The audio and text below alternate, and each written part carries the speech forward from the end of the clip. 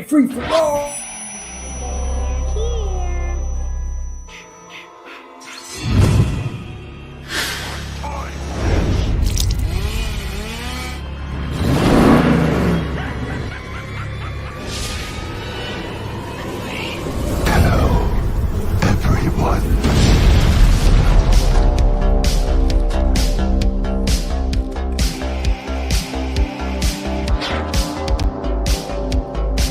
Oh yeah, baby!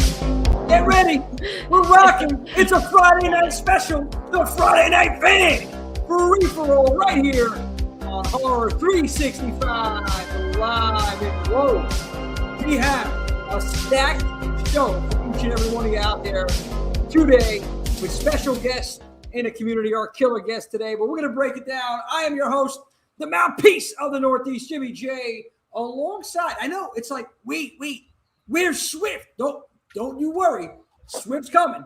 Swift's running a little bit behind, but he's going to be here. But right next to me is the exorcist of Excel herself, Melissa from Jersey Ghouls. What's happening? What's up, everybody? And from Horror 365. Yeah, I mean, true. Buried the lead there. Yeah.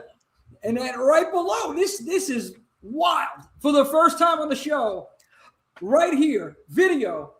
The man, the myth, the living legend himself from the whole damn enchilada podcast. Man.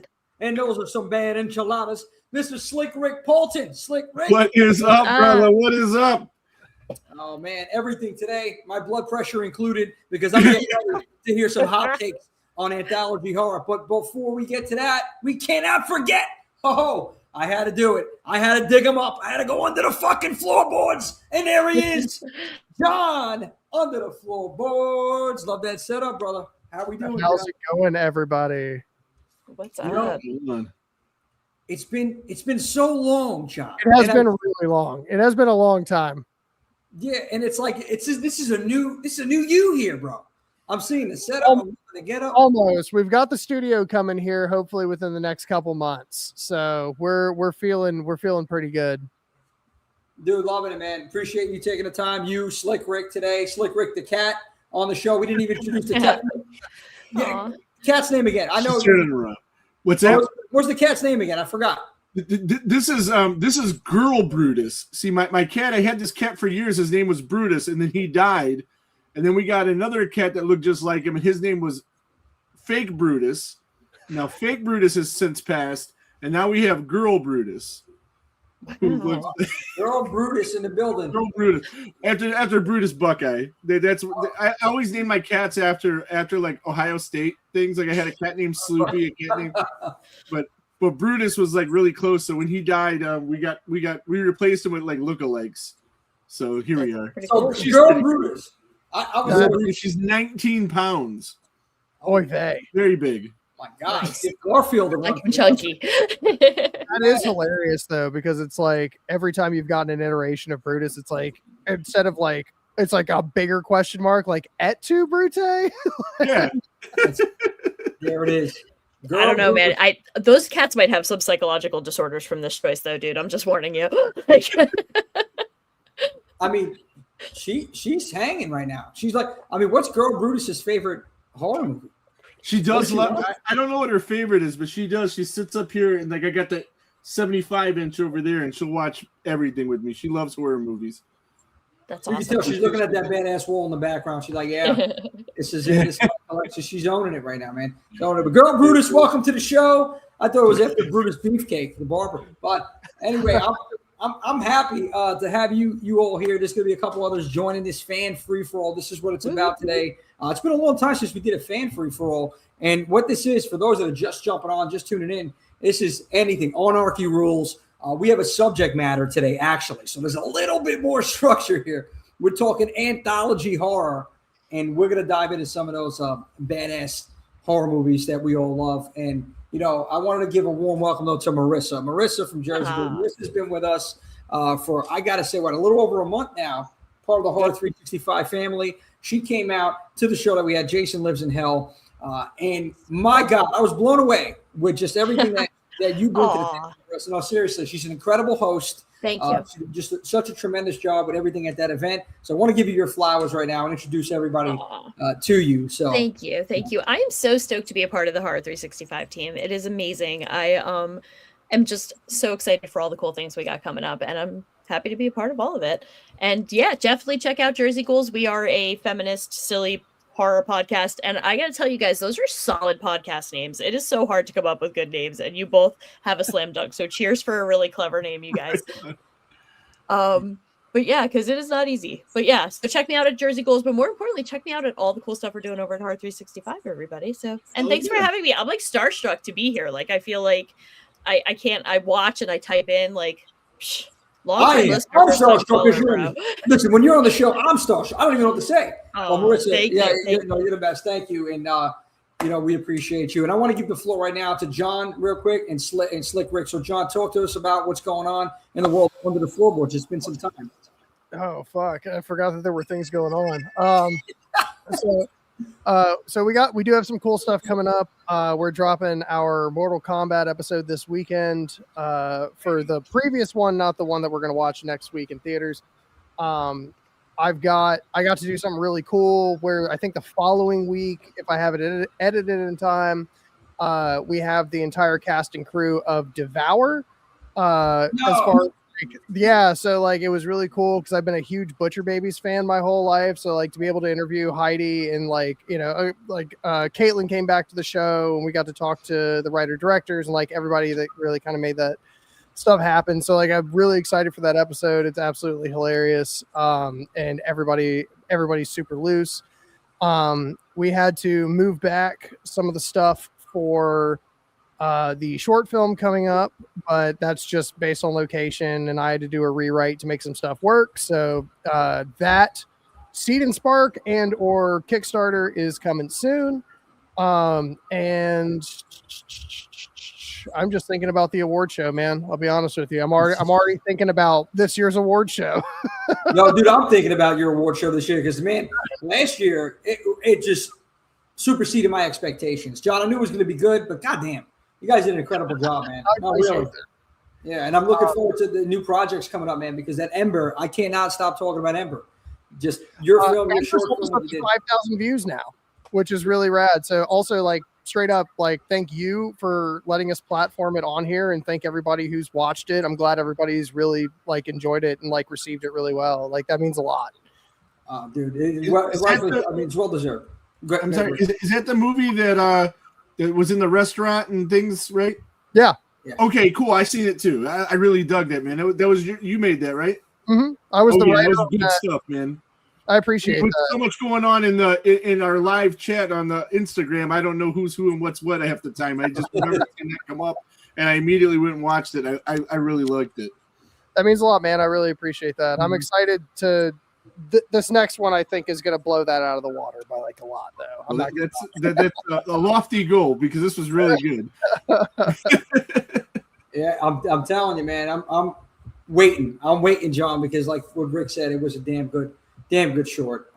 And no surprise coming from you, brother. So appreciate that. Appreciate everything that you're doing for the community. Slick Rick talked to us about the whole damn enchilada. Baby. Every time I say, I gotta say it like Miguel Nunez. Oh man.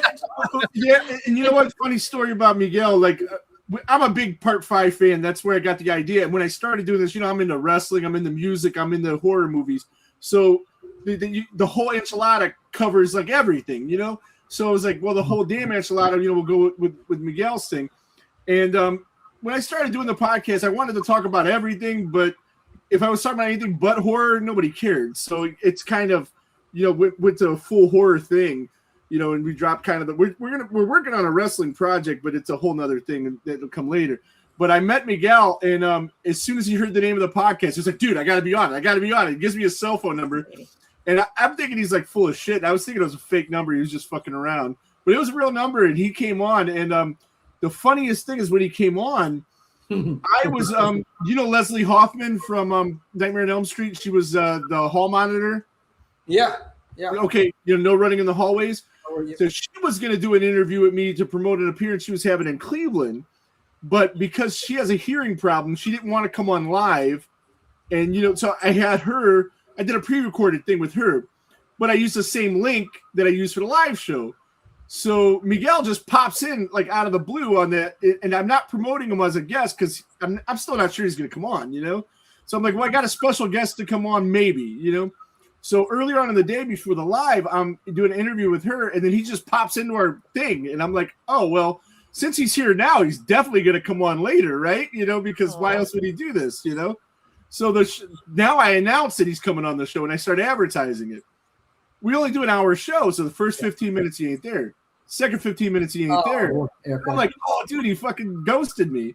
And then in the last 15 minutes, he pops in out of the blue, and it ended up being the coolest thing ever because I didn't have time to do an actual interview. And you've been around Miguel. You've met him. I've seen you do videos with him. The guy's insane, Yeah. So he's just all over the place. He's like, hey, look around my house and check this out. And I just laughed the whole time. It ended up being the best thing ever the way it worked out. And it was awesome. And he's awesome. I've ran into him a couple times since then. He's just such a good dude. But yeah, so like that's his energy, dude. Yeah.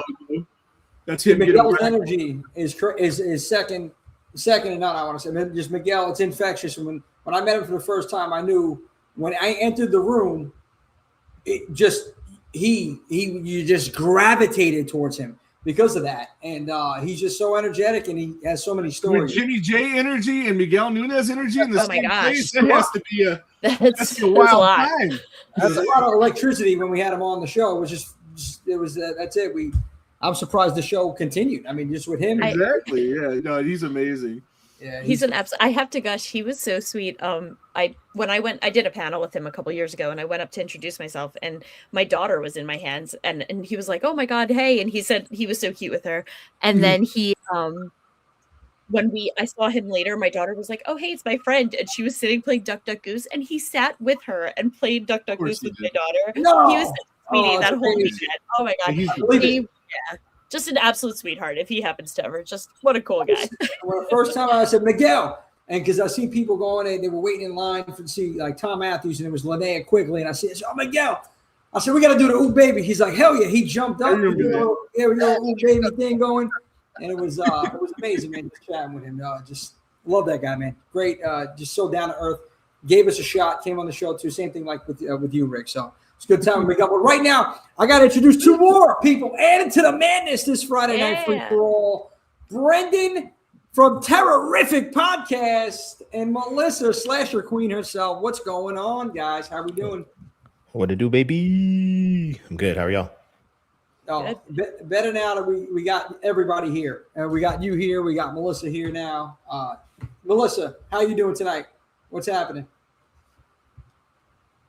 I think she froze. Oh, it's that Canadian reception. I know it is. Oh. God damn it. My God. Are you there? Okay. I think we lost Melissa. She'll come back. Brendan, let's talk about a little bit of what's going on here with this guy. I got to say, I've been very impressed. Since day one, I was impressed when I heard the podcast. But, man, even more so now, just watching your content that you have out there and these skits and just some of the stuff that you're doing, man, it's truly amazing. I love it all. Entertaining. Thank you, bro. Talk to us about what's going on in the world of Terrific. Yeah, so currently in the 4th season of Terrific, breaking down Stephen King film adaptations. So I think I'm 4 episodes deep, done Dreamcatcher, Maximum Overdrive, Carrie, and one more that I'm drawing a blank on right now. But yeah, in between those, I do some sketches from time to time that are based on characters or films that I've covered in past episodes. So I've done a couple on Jigsaw, Insidious. I got a Maximum Overdrive one planned coming up here soon. So yeah, just doing crazy stuff, trying to have fun, not take things too seriously. And yeah, it's kind of my vibe. What's your favorite Stephen King adaptation? That is a good question. I mean, of course, The Shining has to be up there. Big fan of the new It. The first chapter and the second chapter too. I think both of those were pretty close to the book. You know, I mean, the first one omitted the child orgy probably for the best. Yeah, good choice, I think. Yeah. I never read that book. Yeah. Spoiler alert. Yeah, sorry, spoiler alert. So yeah, I'm glad they changed that for the theatrical version, but still pretty faithful adaptation. So I enjoyed that one a lot. Nice. Yeah, a lot of people like the It remake versus 1990 version. I think we tend to go to the OGs because they're the OGs, they're the original one. Most people said, no, I like that film better. But, you know, seeing some of these, I guess, remakes, they've been just knocking it out of the park. I know I talk about it a lot, but I talk about 2013 Evil Dead. Just Fede Alvarez did a tremendous job with that film. And I was like, man, I liked it better than the original Evil Dead. I think Evil Dead 2 is still like one of my personal favorites out of that franchise because of just, I mean, God, Bruce Campbell, his facial expressions, everything that he delivered in that movie. But that 2013 film, phenomenal. It speaks on like the remakes we've been talking about. Melissa's back in here. Melissa, what's going on? Can you hear us? Can you hear us? Oh my God, I feel so bad because the connection where she's at. We're gonna get you before the show's over. We're getting you on. We gotta work on this connection. What service? Texas, what service you have in Canada? I'm gonna call these people. They must be drinking a little too much Molson tonight. What's going on here. That's maple TNT.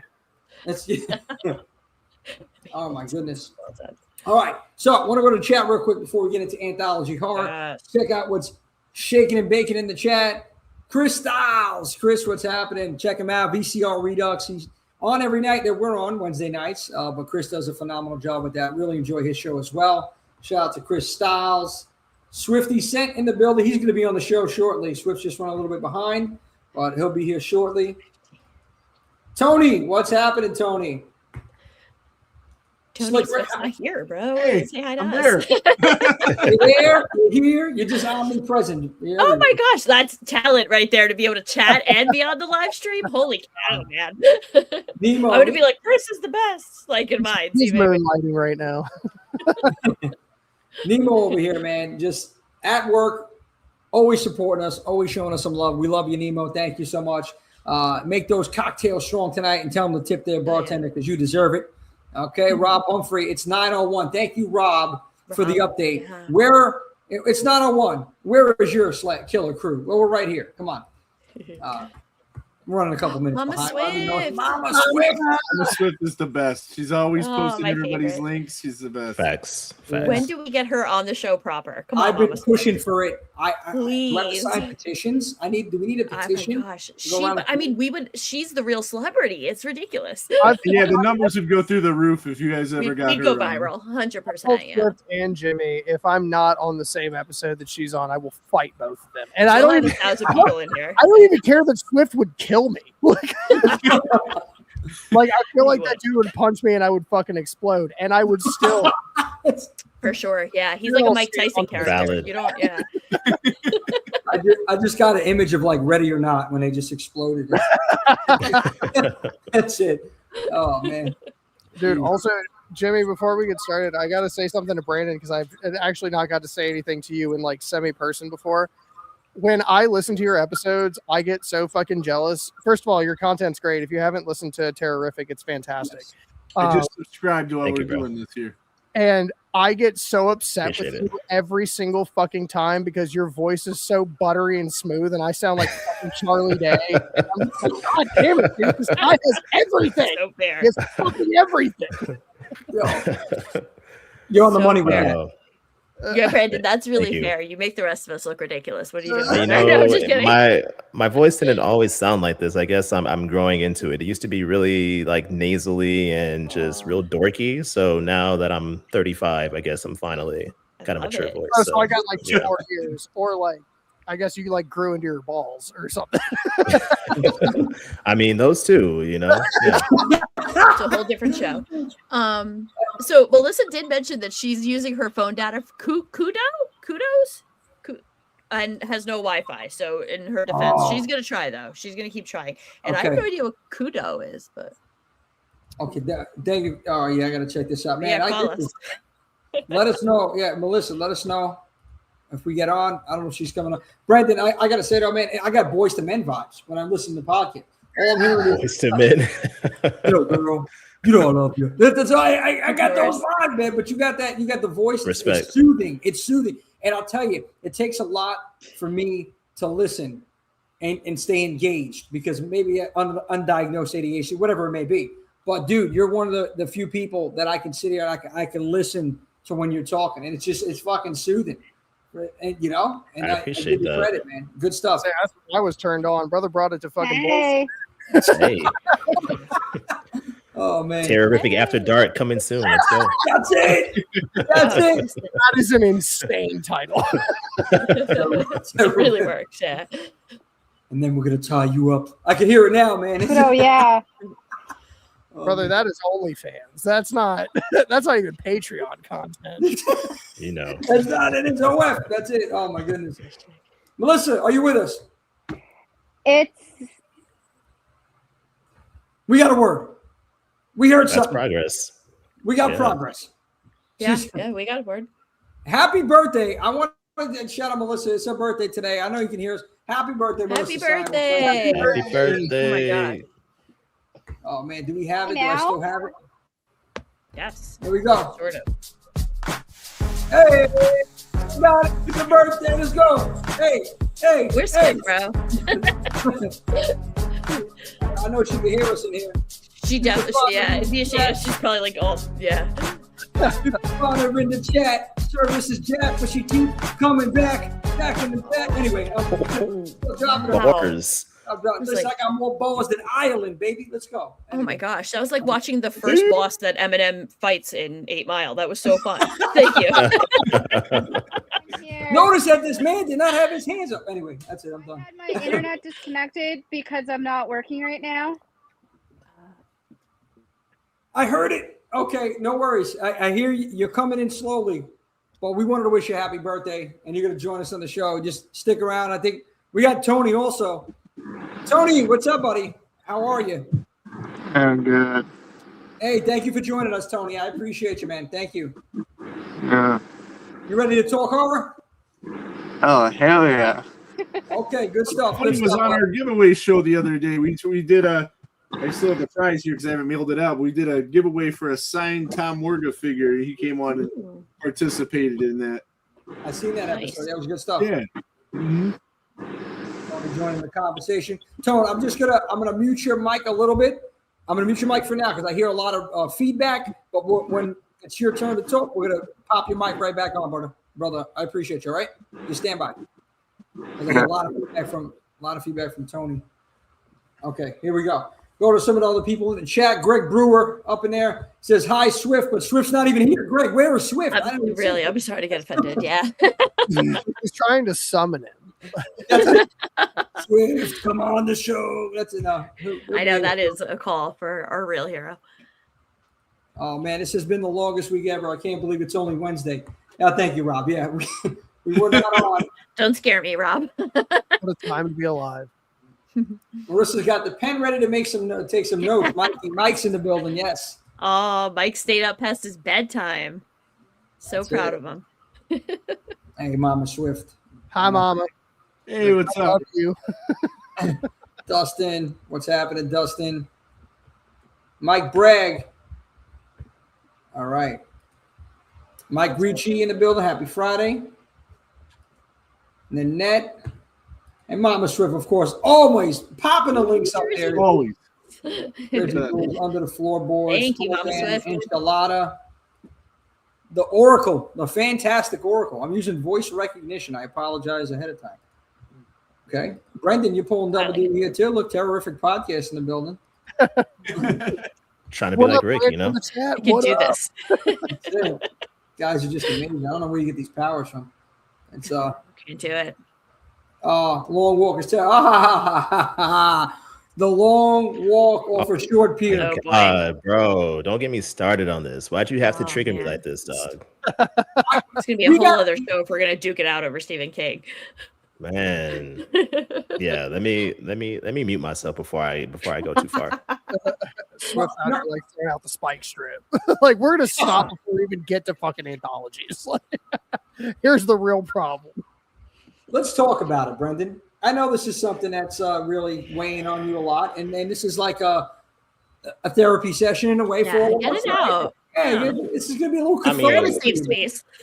Yeah, I mean, it's probably my own fault, right? Like, I went into it with expectations that I guess I should not have had, and so I expected, like, all I heard was how good it was, and I'm expecting like more action, I guess, and I felt like I got like Trojan horse. Like, it's really a love story, and I didn't expect that. You know what I mean? So all the longing glances and like flirting and stuff is cool, but I don't want that to be like the main storyline.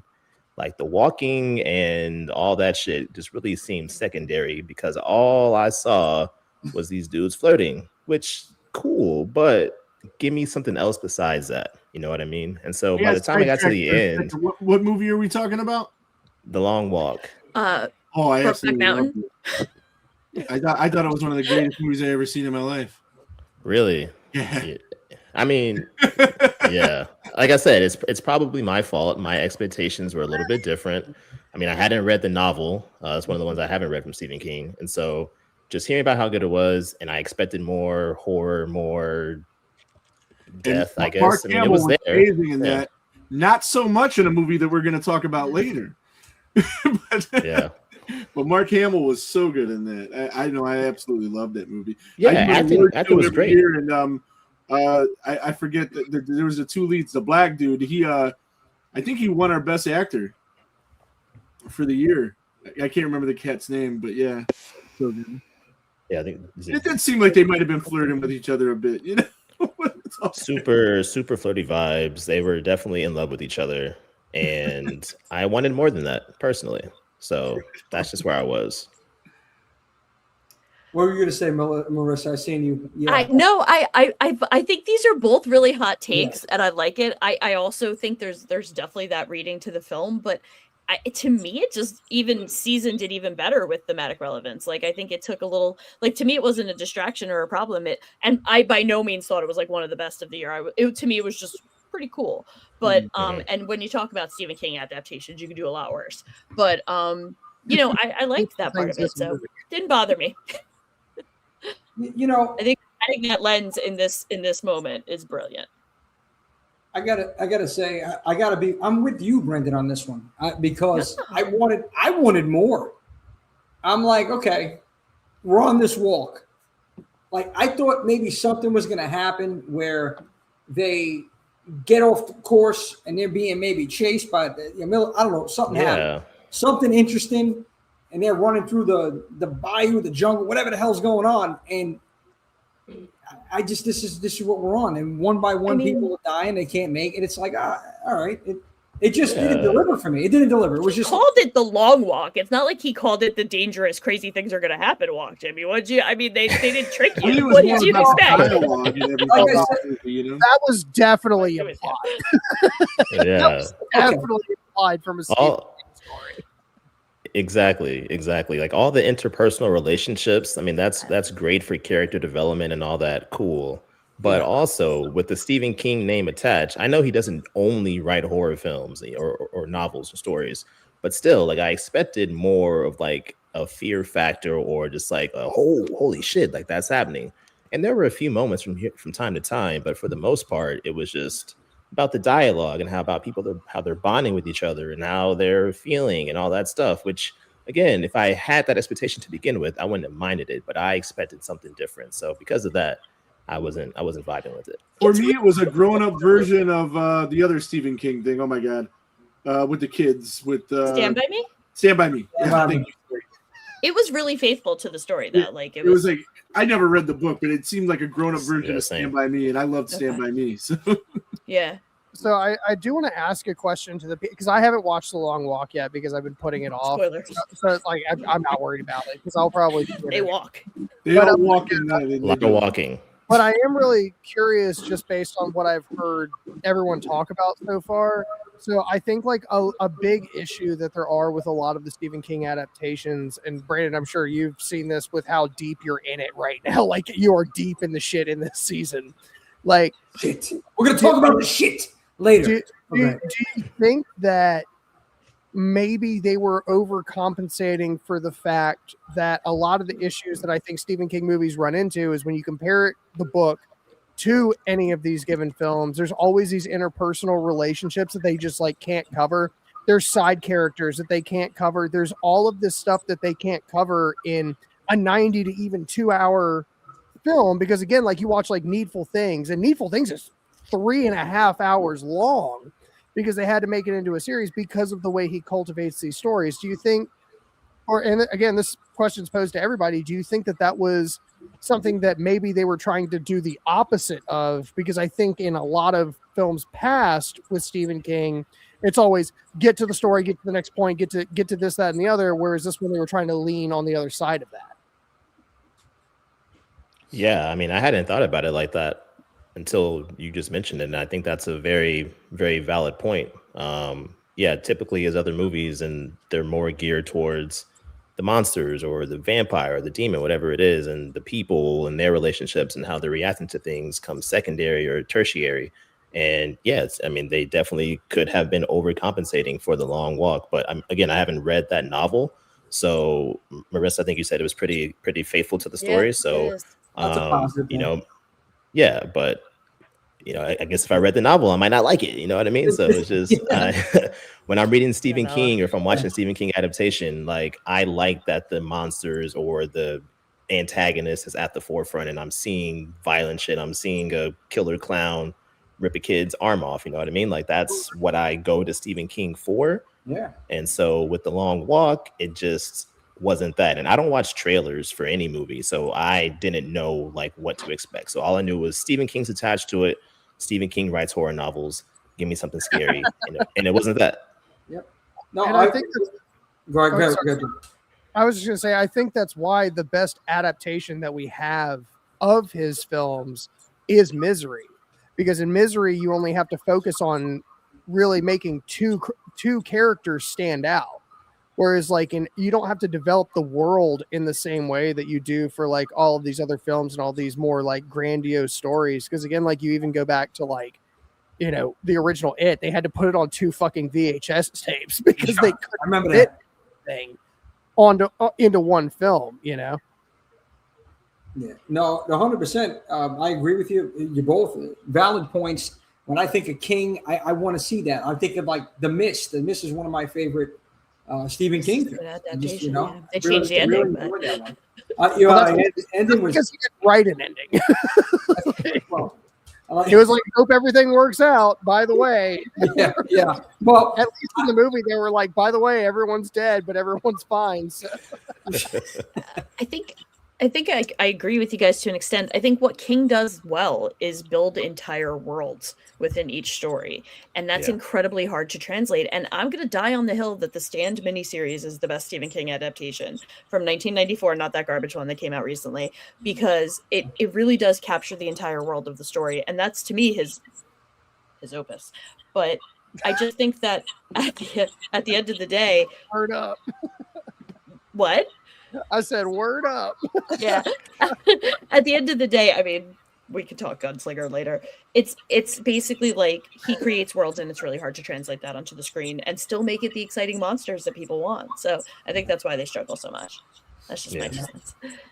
So, I mean, again, valid points. Just long walk. Like I'm with you, Brendan. They should have just taken a long walk off a short pier. We should have never got that film. That's it. So, moving to the chat real quick. We're going to get to Anthology Horror. I got a couple shaking up in here. What do we have? Oh, Florida. Dad Vader in the building. What's happening? What's going on? Let's see who we got. Vader. Oh, Dustin, shout out over here, Marissa. Marissa was awesome at the Jason Lives event. Thank you. Thank you, Dustin. I'm not gonna put your comment up there. No, fucking Mike. Why not? Pitbull. What did he? Yeah. Come on, you guys. You got to admit, there's a little resemblance there. Jimmy and Pitbull. No, I don't look like Pitbull, man. All right, Jimmy's looking well now. The tan has calmed down. Well, thank you, Dalek. And that was in the tan. That was just my blood pressure, but I'm good. So no, it was. It really depends was. on the day. It depends on the day. No, but it was. Thank you, appreciate it. Let's see. Yeah, We warned him for the record. Dalek. Yeah, 100%. A little bit. Today's not Wednesday, Randy. That is, you are Captain fucking Randy, obvious tonight. Yeah. So, what's up, buddy? It's Randy. Friday night fan free for all, but we'll be back next Wednesday. We do these fan free for alls once a month. Usually we'll double down in a week, but this week we just decided to have one. It was a long week. Nanette. It was written by Stephen King. It was read by his alter ego name. In the books, he did write, I guess, by that other name. Don't have scary elements to the traditional Stephen King. Yeah, Richard Bachman, right? Isn't it Richard Bachman? His other name? Yep. Yeah, yep, that's true. Tony, Miss Sari in the building. What's happening? We got a couple comments. Can you imagine being so cool that you have a pen name?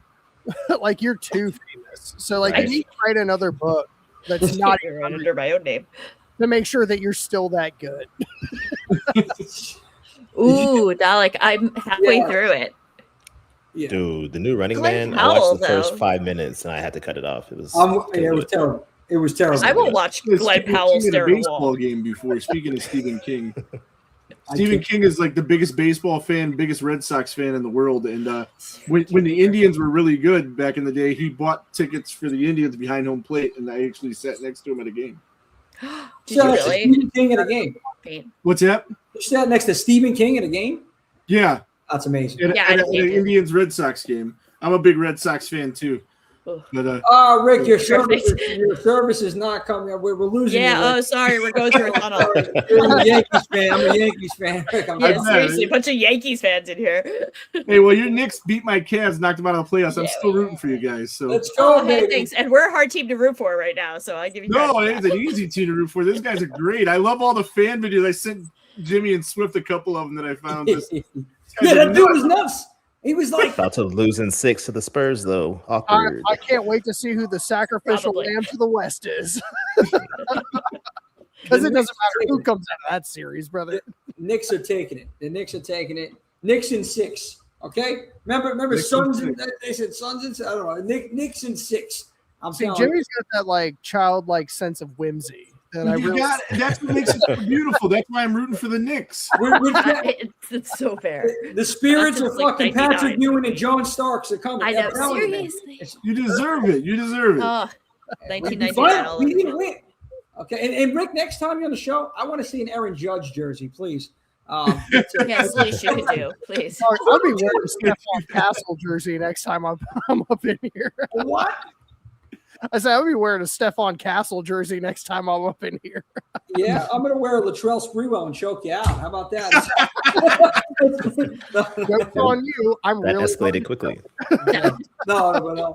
Anyway, guys, we're all over the map. But I want to get to anthology horror because when you think anthology horror, right? What is anthology horror? Well, by the book, it's a storytelling format featuring a collection of distinct, standalone short stories that are grouped together under a single cohesive theme or linked by an overarching frame and device or a wraparound, as they call it. Wraparound. So just come fully around here. So anthology. What movie comes to mind when you hear anthology horror? Marissa.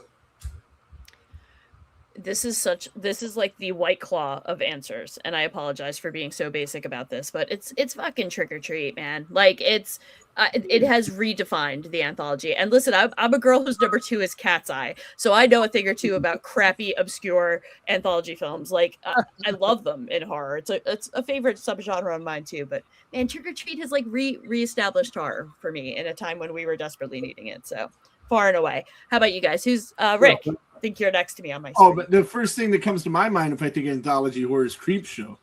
Before anything, okay. I mean, I don't know. I mean, I'm not necessarily saying it is the best. Yeah, but it's the best and it's the first one I think of. Okay, Creepshow, Trick or Treat. John, what do you got? So something that like I feel like doesn't get talked about enough, and this is like one of my personal favorites, and it's mostly because of the fact that it turns into its own wraparound, is Southbound. I think Southbound is one of the best anthology films that's ever been made by like a lot. And has anybody seen that here? No, sir. Okay. No. So I'm gonna try and surmise this real quick. There are about 5 different stories because there's 5 points on a pentagram, and the point of it is the wraparound story is every story that happens, there's a baton pass to the next story, whether it be someone dying or running off into the distance or whatever. Each story connects to the following story to make a loop, and the point of it is it is a hell loop that has been created, and all of these people are southbound. They are all in hell, and it is insane the first time you watch it. Like it is one of the best. It is probably in my top 5 of best anthologies I've ever watched. Thank you, Dalek Shalom. That movie is fucking amazing. Okay, so you're Southbound, and that's different. That's a different take because I was expecting something different from you, John, and I gotta check that out. Southbound, we got. It's not talked about enough. That's the reason I was bringing it up. I got plenty, but like that movie it's so creative and it's so fucking cool, and all of the stories are unique. And again, like instead of having like a narrator that's wrapping everything around, you actually have a wraparound story to it, and it's so amazing. It ties it all together. Okay, definitely got to check that out. Southbound. Brendan, what do you got? Well, if Trick or Treat is the White Claw of Anthology Horror, then I guess I'm going with like the Bud Light of Anthology Horror because VHS is what comes to mind for me. I mean, that's like the Beast. That's did a whole season on it for Terrorific, so I'm a real big fan of that. You survived them all? That's impressive. I went through every single film, every single segment, ranked them all, rated them all, ordered them 1 through 42 for a total list. That's impressive. I gotta go listen. It was a lot. Yeah, but it was fun. I mean, I feel like VHS is like, it's like the standard for like modern practical effects. Like it's great. That's fair. I really appreciate it. Oh, that part of it I'll give you. Yeah. How did you get through VHS Halloween though? Because that was just like, dude, I didn't hate it. I got halfway through the like candy scene, and I was just like, this is the dumbest shit I have watched in my. Because like, here's my thing. I love VHS, but everything else was like a self-contained story, and for some reason that just pissed me off. There's nothing happening. There's fucking gumballs shooting out of his ass over here. Just crying for fucking nothing I care about because I don't know any of these characters. It's like it was the hardest shit to watch in that entire series. Chocolate cream-filled dicks. Yeah. I think you bring up a good point, though, about the importance of the wraparound. I think that is one of the most key elements here. Because with VHS, I'm with you. It loses points for me.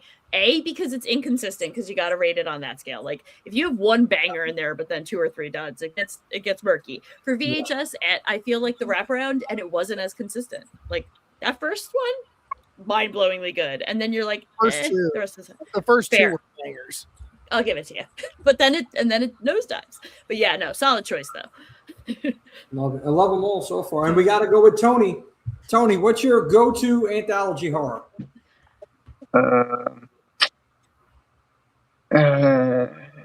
The Stella Artois, if you will, of horror anthology. The Budweiser. The Jack and Coke. There you like it. Anything. What do you got? You're having trouble figuring out one. Just look at the background. There's all kinds of them out there. Tales from the Crypt. We got Twilight Zone 2. What do you think, Tony? Creep Show? Yeah. Yeah. Yeah. Okay. Creep Show. All right. So listen, I mean, and it's solid. It's solid. All these movies are solid. VHS, Creep Show, Southbound. I haven't heard. I heard of it. I never watched it, John. So I got to check that out. Rick, I got to check it out too. It's insane. Rick, what did you say again? You said it was. I know Mercer was Trick or Treat. Rick, you said Creep Show. Yeah, that's the first one I think of. Now, one of the better ones, and now I'm looking at your background doing what I'm telling him to do. Twilight Zone, the movie. Oh my God, that was so good. So good. So good. And then I just got into Twilight Zone. I've been watching all the old episodes, and everything. There's my ex-co-host is a big Twilight Zone guy. So we did a couple episodes on it, and I went through season 1 and everything. And then I seen the movie. Oh God, it's amazing. It's good stuff. Yeah. And Go ahead, Abra Melissa. It's so good too. That were like that. The dad, like the EMT in the Twilight Zone is so scary. There's so many, for me, there's so many good anthology horrors. Obviously, we told Creep Show 2. And Body Bags, underrated. I just popped this up there yesterday. I mean, Carpenter's in it. I mean, cameos from Wes Craven, Sam Raimi. I watched it for the first time yesterday. I think it was the first time. I might have seen it before, but I didn't remember it. It has like cameos from everybody, all these directors, all these actors. It's even got Luke Skywalker. Yeah. The first wow. First one was great. The second one was okay, and the third one sucked. I was kind of disappointed with that, to be honest with you. I love the first movie. First one was good. The first story was good. Yeah, the gas station, and you got Robert Carradine as a villain like that. Oh my God, that was so cool. And then it just went kind of downhill, man, to me. Yeah, no, it did go that direction, unfortunately, towards the end of it, Rick. So I agree with you on that. I do think it's underrated. It was so cool to see like everyone, like all these other actors, like again, Wes Craven, Sam Raimi, all these people were in it, and all that was just really made it. It just goes to show you though, you can have a star-studded movie, right, and it can still not deliver. It can still be lackluster, and that's why it comes down. Yeah, Debbie Harry from Blondie was in it. I mean, just everybody was in it. Everybody was involved. It was crazy. Greg Nicotero makes an appearance in the background. Yeah. I mean, just all the icons that you see. The effects were great. I enjoyed the effects. I enjoyed the setting, being obviously in the morgue. So I thought that was cool. But yeah, it kind of went. Well, it was supposed to be a pilot for Tales from the Crypt type show on Showtime rather than HBO. And man, I wish that would have happened, because the stuff and with the people that were involved with that, they would have kept being involved, and you would have got little 15-minute John Carpenter films every other week, and that wouldn't have been a bad thing at all. 100%. I think Carpenter would have gotten fucking cranky after a while and like not really wanted to do it. So you're probably right. Carpenter's like, I don't know, man. He's like the Steve Austin of horror, man. He just is like, fuck it all. Like I don't know. Carpenter's just play Dead Space. Like he doesn't want to fucking make films anymore. Yeah, I got Halloween. He had some underrated films and people talk about. I mean, I love They Live. He was ahead of its time, man. Carpenter. This one was fun. It was a fun one though. Body Bags was fun, and unfortunately, I just wish I had a better story to conclude it. I think the middle one was still good. It was just middle one was okay, but the end one was bad. And I was excited too because Mark Hamill. Yeah, not so much. It was just supposed to be fun. Like I don't even think that was supposed to be horror. I thought that was just supposed to be fun. I mean, yeah. Because that's what Carpenter does to people like post Halloween, right? Is he just fucks with people. And you look at like Vampires from Mars, like that's not a serious movie. No. Any movie with Ice Cube in it post Boys in the Hood is not going to be a serious movie. There you go. How dare you talk to me about the cinematic masterpiece that is Anaconda? If Ice Cube's not playing Ice Cube in a movie, it's probably not good. And there we go. He was Ice Cube. It was easy. Oh, Swifty said in the building. There he is. He's finally here. Yeah. Once again, it's on. I'm in the house. What's the deal? Happy Friday, everybody. What's going on? Look at this beautiful panel here, man. I love all of you guys, man. Thanks for spending your Friday nights with us. Sorry I'm late. Boy, you guys were holding it down. Yo, I'm in great company right now. Make a dramatic entrance. Yeah, better late than never. But Swift, man, we definitely. All you got to do is just look at this thing right here. That's it right there. The Knicks hat in the building. The Knicks hat. Here we go. Oh, yeah. And, welcome to the madness, Swift. So we're gonna get to you man. momentarily because I want you to hit. Thanks for warming it up for me. Appreciate it. Man, listen, we warm it up for you to take it home, knock it out of the park like Aaron Judge. But what I want to say, I want to talk about Anthology. One that wasn't mentioned, I seen it in the chat, it was mentioned, Tales from the Hood. My God, the original, not the second one, not the third one. Even though there were some stories out of both of them that were good, it's not. You're not competing with the OG, with Clarence Williams III, just a mortician. That whole story and how it concluded. I mean, chef's kiss. And they told, and there was a lot of social commentary in that, and stories that were, unfortunately, So good. Not only so good, but unfortunately, like relevant. And they did it was masterfully done and executed.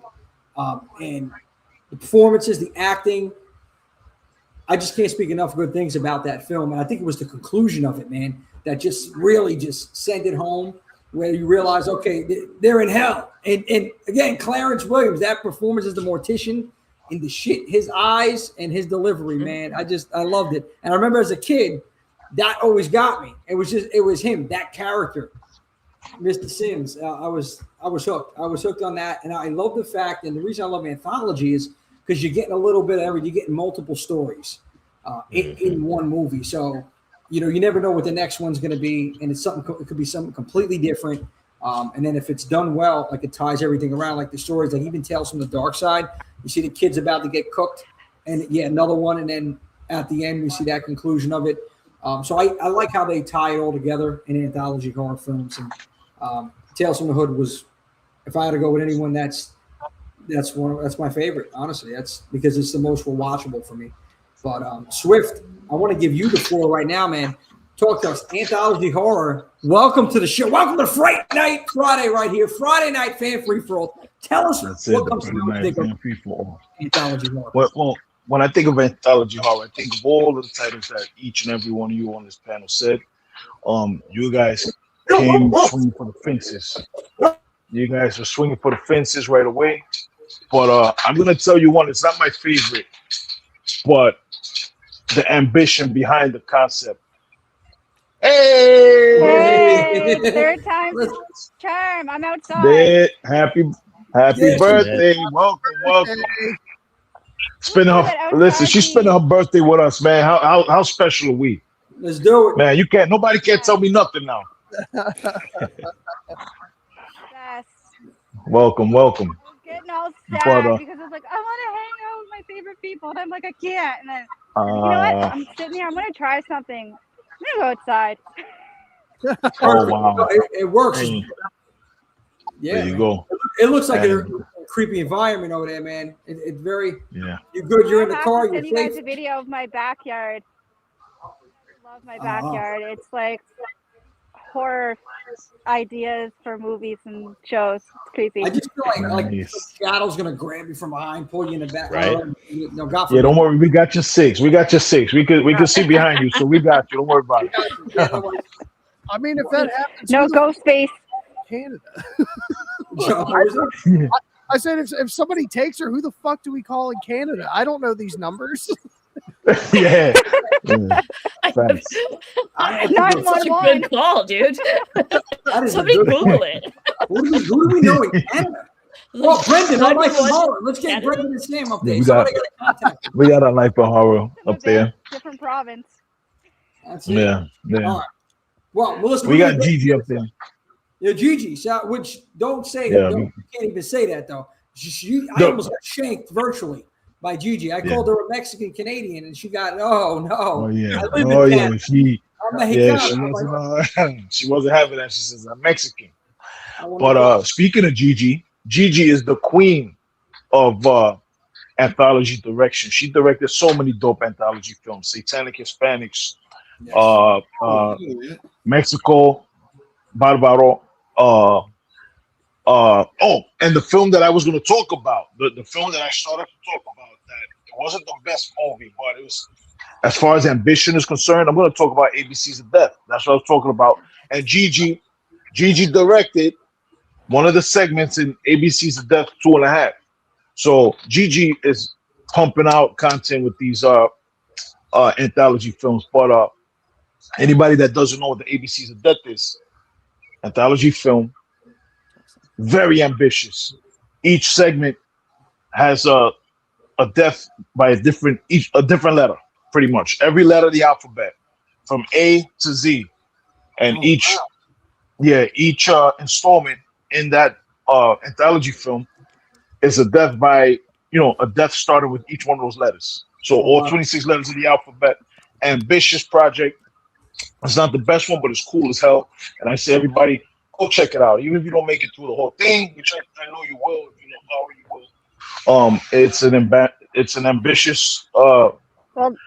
That is and it's one way dope. to learn your alphabet. That's There you one go. way to remember your alphabet. There you go. 100%. Bro, What was the that name L- of it? Horror. Swift? I'm gonna write it down. What's the name of it? ABCs of Death. ABCs of Death. So, A, asphyxiation, right? B, so blood Swift, trauma. And then That Annette L- was that talking L about segment? Dead of Night. I'm gonna write that down too. I like old school stuff. She's talking about this Some of them anthology stick, movie man. from the 40s. C, cutthroat. I'm just going down the letter. I need a favor from you, brother. First of all, I need you to send me which segment she does, because for those of you who are going to watch ABCs of Death, I got through a good bit of it. There's some incredible shit in there. Like D is for Dog is one of the best segments I've seen in my entire life.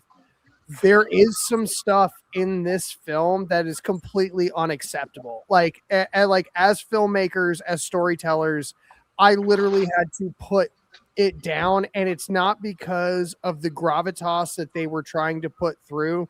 It was the equivalence of being like a Serbian film needed to be made. And I feel bad that like I didn't see a lot of the other art that other people were actually making, because like I said, like D is for Dog was one of the most incredible, and like the Mexican haunting that they had, there were so many fucking incredible parts of this, but there was something that literally killed that entire fucking series for me. So just so you know, when you are going into the ABCs of Death, disclaimer warning now, there is some shit that is like actively not okay in that film. And I feel like that's a trigger warning that should be happening for people. So Yeah. Yeah, there. Facts. so Swift, L I would L love is for libido. yeah. Swift, Yeah. I would love for you to send me which one that she did, because I would love to watch it out, because I don't trust that series anymore. Because if I was an editor, I'd be like, what the fuck are we doing? Like, what are you fucking kidding I don't me? know, man. You're yucking somebody's yum over there. Like, take it easy. I get it, but I get it. But you know, there's something for No. everybody. I don't think something for everybody is, and I'm not gonna like really get into like the scene, but like I don't think pedophilia should exist. No, absolutely not. No, dear. I'm also against pedophilia, John. Thank you. I know. I hope no one here is pro pedophilia. Right, like it's a little absurd. Yeah, You're telling me I'm yucking somebody's yum, and I'm because saying, I'm fuck their saying yum. art, man. Like, I mean, there are people. Listen, I'm not an extreme horror person. I'm gonna put that caveat down. I also found this very hard to get through that segment. I actually saw this as a judge for a film festival, so I did have to sit through it, whether I liked it or not. Completely valid, everything you're saying. However, I've seen way worse for way less payoff, unfortunately, as an independent horror film judge. So what I'm trying to tell you is that there are people out there, not pedophilia, not rape, not anything that's non-consensual. But again, I'm not here to judge that. I don't know, man. I think there is a level where it's like this is completely unacceptable in a threshold of like society. Okay, but once we start, John, where do we stop? When we start I sanctioning think all our art. there's a fine line for art. Like I don't think that like art has. Not your place to Like make, that's man. yeah. We'll agree to disagree. I'm not gonna try and chastise you or anything like that. Like we're completely fine. I'm just saying, like, I just don't believe that is art in any capacity. Like that is, especially in I'm that. with you personally, but I'm not gonna, Well, I'm saying like that scene specifically, I don't think that there is any part of art for that, because you could have put anything in front of that, and instead they decided to go with this route of extremism that like doesn't actually perpetuate a story that makes sense. It just like validates feelings that other people have. That's fair. That's fair criticism. Gigi did M's for Matador, for the record. Beautiful. I don't remember. She did. Which one was it that she did? M is for Matador. Emerson Matador. Okay. She did one in VHS too. I think VHS 85. Yes. The God of Death segment. Yeah. Yeah. Gigi's Yeah, man. She kills the anthology, man. Satanic Hispanics, yeah. Latin horror. Bill. Eddie, what's up, Eddie? How you doing, brother? Hey. Edwin Pagan. Satanic Hispanics is so good. 72. Creep Show 82. Yeah. Notice how that one's in 2. It's 2022. Satanic Yeah. Good But stuff. Two I'm is glad a you lucky brought up number. Yo, the the Willies. ABCs Wow, of Death that's not talked What's about that? enough, man. The Willies. That was like a kid. It was like I think more of a kid anthology horror, or young adult. I want to call it like the Monster Squad. There was like Tony. It was late 80s or was it early 90s? Might have been early 90s. Let us know, Tony. I remember seeing that. A while back. Oh, Dead Time Stories. That was 80. Dead Time Story 86. I feel like I have to write these all down. I don't know them. Yeah, Dead Time Stories was good. Oh, you don't know Dead Time Stories? Wow. Vampire I missed that one. Tales Yeah. from the Hood. Yes. Yeah, Tales from the Hood. Okay. Yeah. What else are we missing? I swear my mind is playing tricks on me right now because I thought I saw somebody in my brother's yard. Oh, Are you That's sure? how it starts. Nobody That's there. how it starts. Are you sure? eyes open. So, Well, okay, my here we brother's go. dog's outside, so Baxter's good. Baxter got my back. I did Google it. It's 911 for Canada, guys, just in case we need it. What is the That's the bit we 911 for needed. Canada is I guess It it's is the not. direct line to the NHL headquarters. Oh no, never mind. Okay. We love you, White Lady. I love you, Brendan and Sam, eh? And how to Speaking become of, I got Canadian.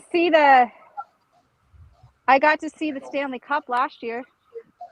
Amazing. Nice. No, all jokes aside, man, Love it. I love Canada. I've been there before, and I had a great experience up there. So I love Canada too. I love the ice wine. I gotta get up there I and can get some tell more you ice guys. wine. Yeah, no, definitely got to take another trip up there sometime soon. But I got to tell you, Melissa, I'm going to tell you guys. You go. Yeah. No, I was going to ask you what your What were you anthology saying? horror movie. What anthology horror movie comes to mind when you think of anthology horror? What movie comes to mind? All Hallows Eve. I was gonna bring that All up Hallows earlier. Eve. The All Hallows Eve movies. It brought Art us the to Clown or origin Yeah. movie, I guess. Art you the could Clown, say. yeah. And Trick or Treat's a good one too, and Creep Show is the OG always. Oh, gee, yeah. Yeah. But like if we go to like TV series, I absolutely love American Horror Story because Yeah. there's like so many. I don't know what goes in Ryan Murphy's mind when he does each season. It's so good. Like lot of- I'm excited for this season 13 to come out on Halloween. Something but about they- that gimp suit, I couldn't get past it. I don't know what it was, but I watched like the My first mom 2 episodes too. of season 1, and I was like, what else is there out there? Are you talking about Freak Show? No, it was the Murder first House. one, Murder House. Yeah, That was that leather suit was something else.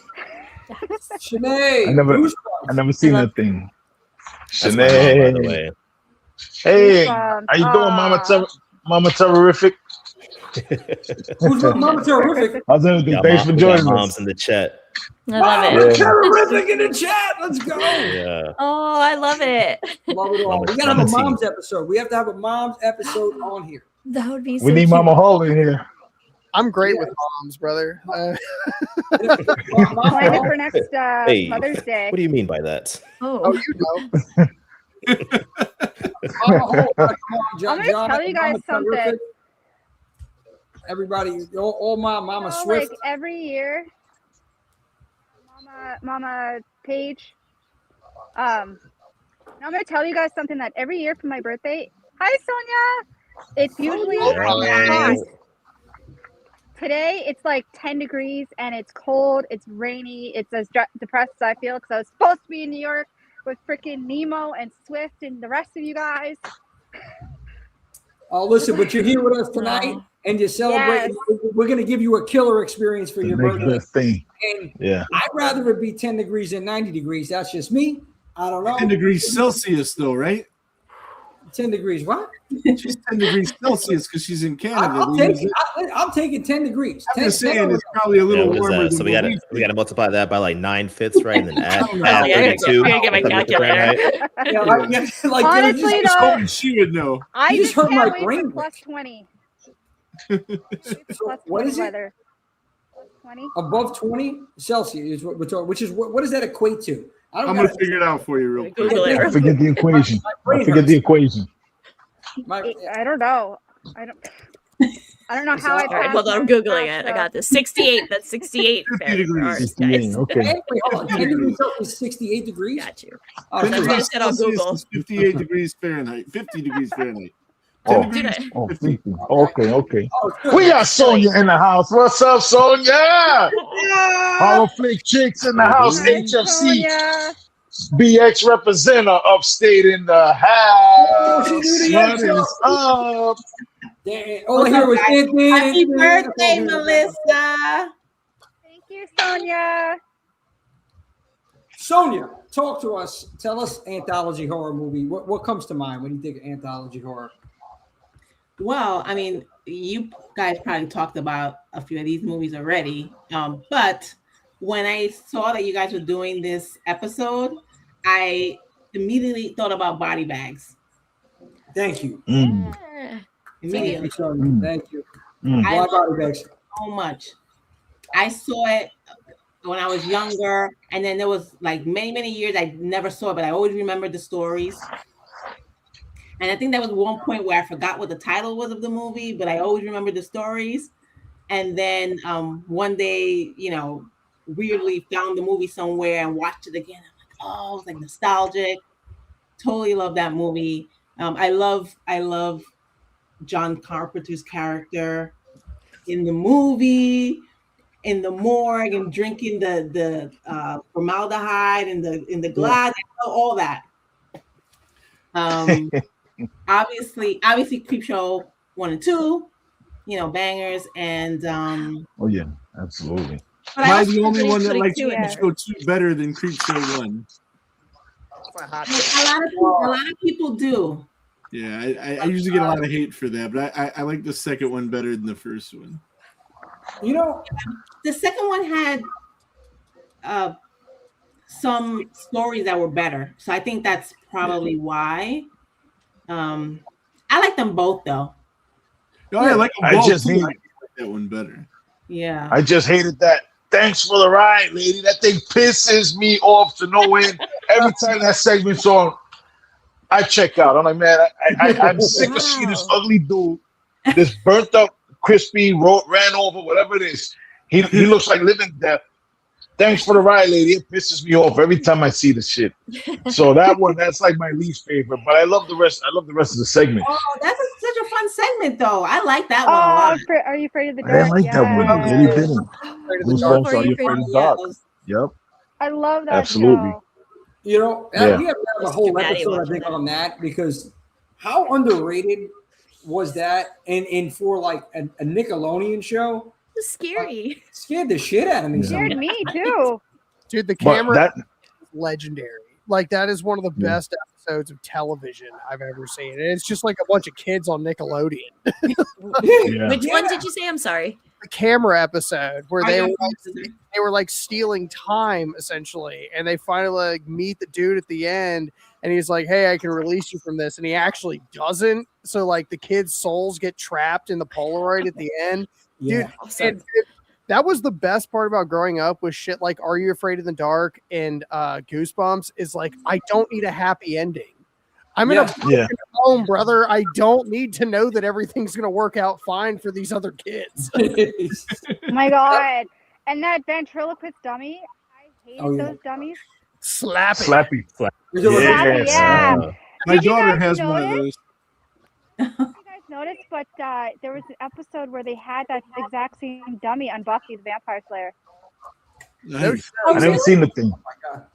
Oh. I've never seen Buffy. I've never seen what's the other thing you guys are just talking about? Swift, Goose when I Goose. come to New York, we're gonna I haven't have seen a Buffy either, bro. binge, I'm with okay? you. Either. Okay. Wow, I'll give you that. I'll give you that. That'll be your birthday gift. Yeah, we can do that. We do that. What Swift really said was, I don't know if I'm gonna watch it, but I'm gonna do it for you, Melissa. Yeah. No. You better stop. I'm gonna bring you Whoppers and Milk Duds. You can drop that shit off here. I'll Take that in a heartbeat. I'm a little disappointed. That's a hot I have to. I'm sorry. It's been a while since I've seen you guys. I had to throw that in there, Jimmy. Melissa, I liked you. I know I'm still on your shit list. As a human being, why would you resurrect that shit? Why would you? I had to. I'm sorry. Why did you have to? That's what I don't understand. You felt the absolute need to bring this up again. I have PTSD. Okay? PTSD. I have. Listen, you can send that shit to me, Jimmy. I'll eat all that shit. John, do you John's all about that. He goes about that life. Same day delivery, John. Oh shit! Instead of going, my girl went express. let me explain something to you. This is an ongoing thing because I wrote a letter like they did in White Chick. I wrote a letter to the Whoppers, okay, to Whoppers and Milk Duds to be taken off the shelves and taken out of the table. No. We're not doing all of that. No, bro. I'm not gonna get into this whole thing, Swift. Listen, what we're gonna do though. Okay, I'm gonna treat John. Melissa, you're in Canada. It's too far. John, I know you're not that far. You're not too far. You're close enough where I'm gonna do what I did to the old lady that decided to put an extra milk dud in my bag. I'm gonna go to your house. I'm gonna kick your leg right out. I'm gonna sweep. I'm gonna fucking sweep your leg, man. I'm gonna pull a. Yeah, I did it. Sweep the leg. I don't care. She had Like sweeping old ladies. Wow, all right, Jimmy. Yeah, well, you know what it is. I got for giving you candy. I drop kicked her 87-year-old husband first, and then I took her down. I sweep the leg as Martin Cove told me to do. Sweep the leg. Okay, I said I learned it from Karate Kid. Okay, I sweep, and I'm gonna do Like it a to you. super villain origin story, dude. What are you doing over there? Right? Give me those goddamn Whoppers and Milk Duds. Whoppers.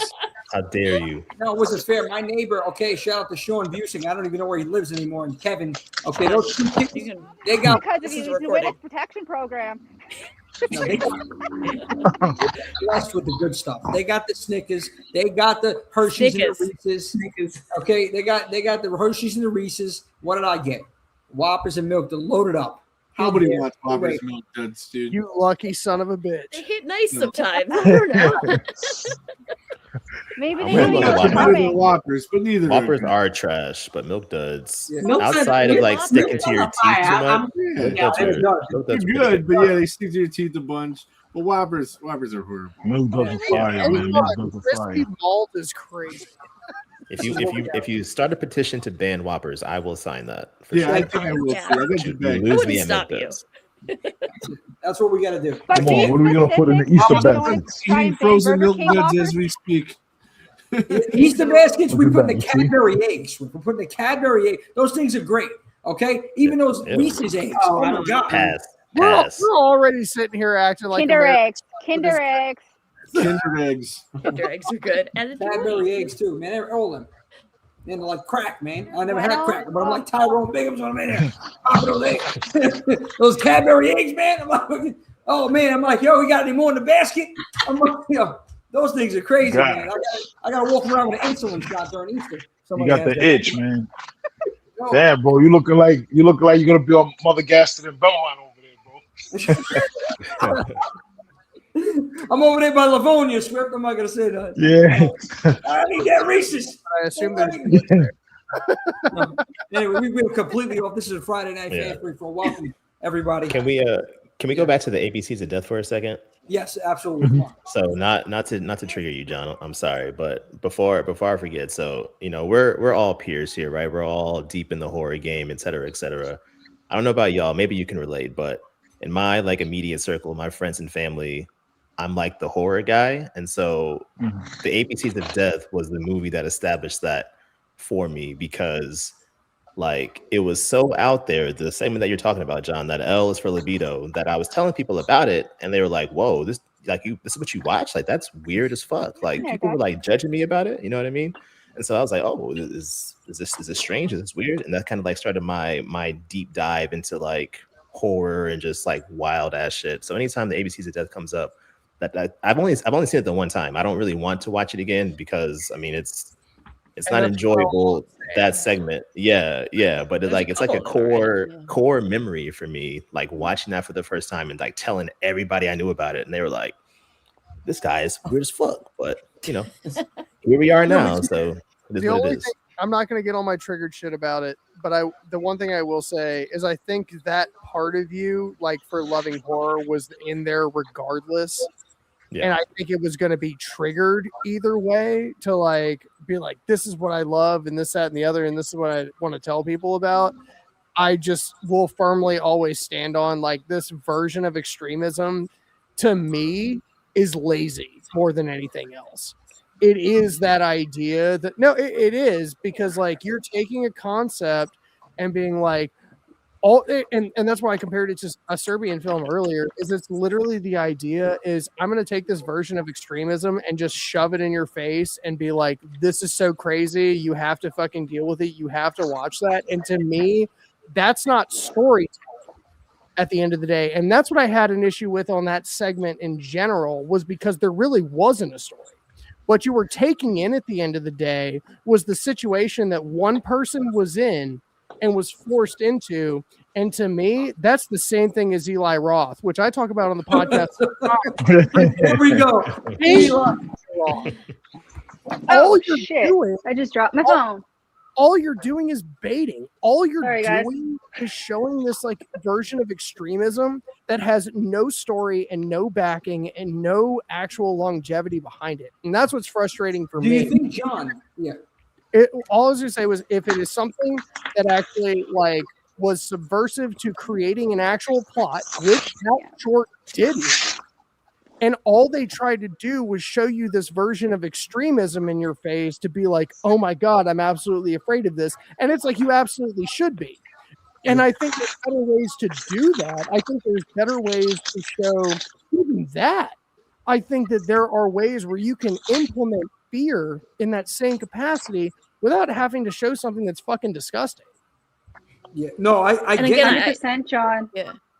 Yeah, I agree. No, I man, totally with everything agree. you're saying. Like that but shit I also should not think be in horror. Every time you stop, you both talking at the same time. You got the delay, I think that what I worry about is for the record, I agree with you. And I've wrangled with extreme horror a lot in just like my academic pursuits of horror, because I agree with you, man. It's triggering. It's horrific when it doesn't move the story forward. It's really, it's like you question why it's art. But I think when a film comes out, like I'll use the example of The Sadness, which I had a really hard time watching for obvious reasons, right? And we all, but I also think that if I kind of hated it and it was a one and done for me, and I think, John, to your point, I agree. And I agree. I mean, Eli Roth is the low hanging fruit of extreme. I'm not even going to give him my time. But what I am going to say, and I say that as someone who's looking forward to Ice Cream Man, because sometimes you just got to have a little fun. Thanksgiving reminded me you could still have fun with horror. But I think at the end of the day, if something can say something political, or like Martyrs is my big example. I fucking love Martyrs. I will die on the hill of Martyrs being a masterpiece. A story and a message behind it. But, correct. But that's just because we saw that doesn't mean other people. Like necrophilia, the necrophiliac films are a perfect example. They're a hard no for me, but I have very academic, very intelligent people in the horror community who will swear by those films. I just don't think it's my place to tell them they're wrong in doing that. That's the only point I'm making. You can be intelligent and wrong. That's the thing. I love that you like to take subjective things and make them objective. That must make you feel like you're right. Like it's art, dude. This is all art. Nobody's right, nobody's wrong. Like no, that's not art, dude. Like molesting children is not art. Like I'm sorry. Like you can keep dropping that trump card because yes, I completely agree. Eli Roth is the master baiter. He says not Two kids. Yeah. I think it's dangerous. It's a dangerous world to get into when you start saying what is and is not art is the only argument I'm making. Again, as someone who's anti-pedophilia, anti anything that's non-consensual and adult. Okay, because again, I think throwing the pedophilia card is the low-hanging fruit here. Who's to say what is art? I think that's a dangerous road that I think as artists and creators we don't want to go down. Cool, and we'll agree to disagree on that. I love it because it's subjective. Oh well, it's not. I don't believe that, and that's okay. Like we can be on the opposite side. You're taking the real world though and making it the art. Like I don't understand. Well, no, it is a real world idea that they are trying to implement. That's the thing. Is Your like interpretation of it. okay, that's fine. I'm not going to keep arguing with you. I'm enjoying the back and forth here, the exchange. But let me just. All right, come on. Round's done. This round is done. Round 2. Go to your corners. Okay. No, but what I'm saying, I feel like Judge Mills Lane, celebrity death match. Anyway, let me stop it. So no, but I want to just talk about that. Like, yeah, I think it's laziness though. It is, and that lack of creativity. You know, it's real world trauma and issues. It sucks. It sucks. But slasher films aren't. No, I'm saying like you know, we're okay with murder. That's pretty horrific. It is anything like that. It is horrific. Like you talk about pedophilia. I know something that you know nobody wants to even obviously experience to even talk about that shit. But it's one of those things that I guess they're playing on that fear because it's a real thing. It's unfortunate and it's something that just like that movie Megan is Missing. Yeah, that was. I had to like fast forward the ending. Yeah, it's a rough watch. It's rough to watch some of these things. And this is just the genre. We're in the genre horror. Like it's playing on our fears.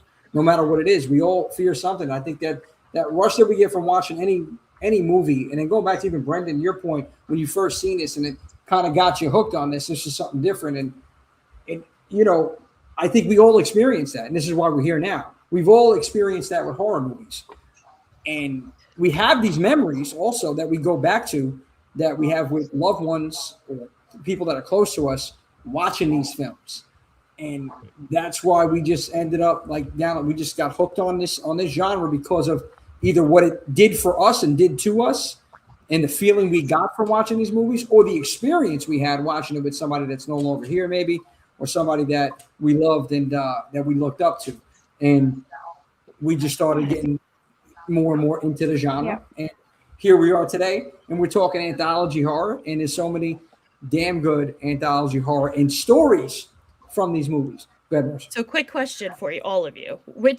Because Brendan, you're right. I love that you were like that stuck out for me for better or worse. When you say anthology horror, is there one story that just like either like made you scared as a kid or like was your favorite? Like what's your one home run? Like if I say one, you get to take one to the deserted island. Which short from one of the films do you take? Do you have one that stands out for you? In a good way. Because I'd like to bring it back to a more positive area. Like for me, the one that like absolutely wrecked me as a kid, but I loved it was in Tales from the Dark Side. And forgive me, I don't remember the name of it. The one where the kid has all the powers. That scared the crap out of me, and I don't know why, because it was so cartoony. I think that was the first story. I think. Forgive me, yeah, for not. I don't remember. I'm looking up the name of it. I'm sorry. I think it is the first one because it's that, and then Black Cat, and then Gargoyle is the last one. I love the Gargoyle. Yeah, I don't know why that one was like always the one that just when someone says quick anthology horror, I think of that being a kid and being terrified of that one. Anybody else have that? Tales from the Dark Side? You mean that? Is that what you were talking about? Yeah, I think so. It's Tales from the Dark Side. Yeah, the kid that was going to get cooked. And, and by the way, they shot that Westchester County in New York. I see some. That was the wraparound story. That was the rapper. Yeah, Debbie Harry again. Yeah, that was Debbie Harry, and it was Joey Lawrence actually. No, it wasn't Joey Lawrence. It was Matthew Lawrence. Matthew Lawrence. Sorry, they all look exactly. They look so much alike. They all got the same haircut. For sure. So was it Martin Lawrence? He looks a little bit different. Just a tad bit. He has a different hairstyle. It's a big one to confuse us too. Maybe Lawrence Taylor. I don't know. Anyway, I mean, no, but yeah, that was the. I mean, I enjoyed the story, the main story, the wraparound story as they call it, in The Cat from Hell. I think that was was that a King thing? So hold on, I was gonna actually comment on that because The Cat from Hell was one of my favorites because it was written by Stephen King, but it was directed by and the cinematography by George Romero. So one of my favorite things, like there's a scene where they're going through the house through like the cat's vision or whatever, and it's just like I'm imagining George Romero's fat ass just like going over and under all of this shit to like and like you get to like the last scene finally, and there's just like this giant like regurgitated hairball that is the cat that has gone into this dude's body at this point and is like working his way out of his throat, and it was incredible. I'm watching Lady Brutus right now. Well, I'm definitely gonna have nightmares tonight. She better not get any ideas. Look at her licking her paw. No paw. Look at just look at Bites her. her fingernails. She's weird. She's getting some ideas, man. She's listening to this. We can't be talking about no Cat cats. just had to walk away. Yeah, there was another cat. Sorry. She has her cat too. There's a couple cats here, man. I ain't playing with these cats From tonight. time to time. General. You just gotta think of General from Cat's Eye. Yeah. No, but yeah, John, that's I really Come here. God, I really enjoyed that one, man. The cat from I hell. wanted to show you guys my black cat, Luna, but she's being shy. Oh, Luna. I have a black cat too, named Marshmallow. Lunatic. That's what I call her. Marshmallow. What's up, Marshmallow? I know, love she the loves Irish. that cat. Yes. Shy when it comes to the camera. Oh, So my I, God. I actually really enjoyed the third one in Tales from the Dark Side. It was Gargoyle, and what's so cool about that is I'm like a big Chaucer guy, and like it's all a callback to the Barmaid's Tale and the Canterbury Tales, and it's about like this knight that goes and like does some horrific shit and winds up still getting rewarded for the end of it and still fucks everything up at the end. And it's a really cool homage to like one of my favorite like classic writers.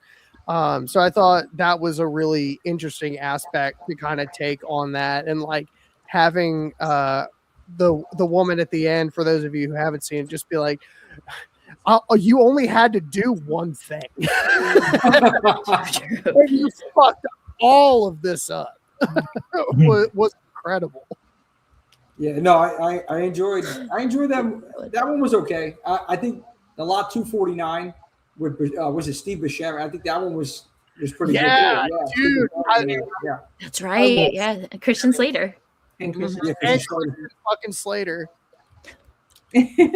I'm in But that a late 80s girl. That makes my heart flutter. So I've seen this movie after I know this is not horror, but I gotta say it. I seen it after I watched Mr. Nanny, the classic with Hulk Hogan and whatever it was, man. The villain in that movie was also in, I forgot his name, but he was in the second tale with the cat's eye. And all I kept seeing was that guy from that movie. I don't know. I forgot his name. I'm sorry. But yeah, I think that's another reason why, on top of King doing it and just the whole tale with the cat. And I was terrified after that with cats. Like I didn't trust cats. Ultimately, Tales from the Dark Side was really just a creep show reunion. Yeah. Like you got Nicotero, you got fucking Romero, you got King coming all back together to do another anthology series was fucking awesome. Which was based off of the show, the Tales from the Dark Side show in the 80s too. Yeah. Mm-hmm. And so yeah, absolutely. I think Creep Show is another one. Like when we talk about that being like top shelf for most people, anthology horrors. Rick, you said Creep Show. I want to go to you real quick. What story had a Creep Show? Creep Show 2, Old Chief Woodenhead. He took mine. we're brothers of the same mind right here. Absolutely. It's always, I mean, maybe it's because I watched it a lot as a kid. You know, we watched that one more than the first one. But I always loved Old Chief Woodenhead. Did you know that I know you're a wrestling guy, Jimmy. Did you watch the Iron Claw movie? Yeah, I did. With the Von Erichs. Did you know that Fritz Von Erich, that was the Indian, the guy with the long hair from Old Chief Woodenhead, same guy? That was Fritz? No. Yes, swear to God. I didn't know that. And I forget the guy's name in Creep Show, but the guy with the long hair that they scalped him at the end. Yeah. That was Fritz Von Erich. Oh my God, I didn't know that. Thank you. Wow, that's wild, man. Yeah, I'm watching the movie and I'm like, I know this guy from somewhere. I know this guy, and then it hit me, and I'm like, yeah. No, I gotta go back. I might watch that tonight. These girls are gonna run their fingers through this beautiful hair. Look at that Creep Show. There it is. Look at that. Yeah, I love there you it. go. Yeah, Creep Show is.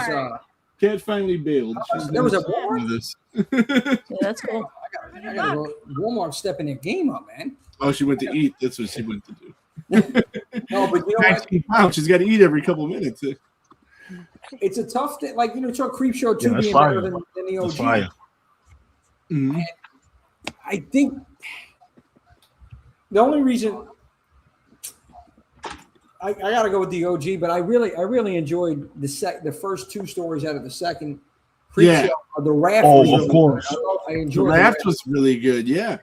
But in the first one, you had of course you had the one with Stephen King and the meteor. Gordy. You had yeah.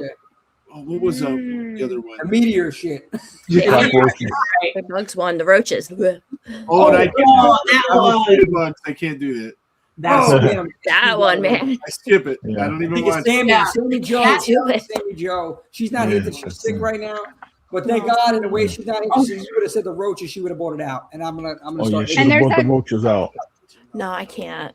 Yeah, Sludge I don't in the do lake. bugs. Ugh.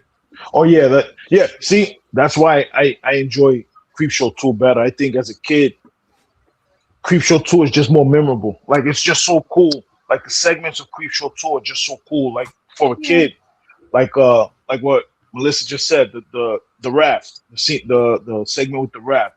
It's just a cool segment. It's cool. Like as a kid watching it, and even the wraparound stories, like where it turns animated, and Yeah. that's just memorable, and it's just cool, man. Like Old Chief Winterhead as a kid, you're looking at, oh shit, this statue turned to life, came to life, and did all of this and that. It was just cool as a kid. That's right. MG, the hell, Here's this is gonna get me paid and laid. Yeah, absolutely. He was like, oh, these women are gonna see this hair. Yeah. Creepshow 2 is one of those movies that I would watch all the time, and then when it got to the bug one, I was like, I can't look at it. I would watch all watch for a long time. I couldn't really watch that bug one. I can't do the bug one. Yeah. Now I'm okay. I can watch it, and I know I struggle. But, Yeah, now that you moved out of the BX, now that you moved out of the BX, you moved upstate. Now you're good. I can't with the roaches, man. I can't. I used to put cotton in my ears. Oh God, I get freaked out. No, really, when we was living there, it was pretty rough.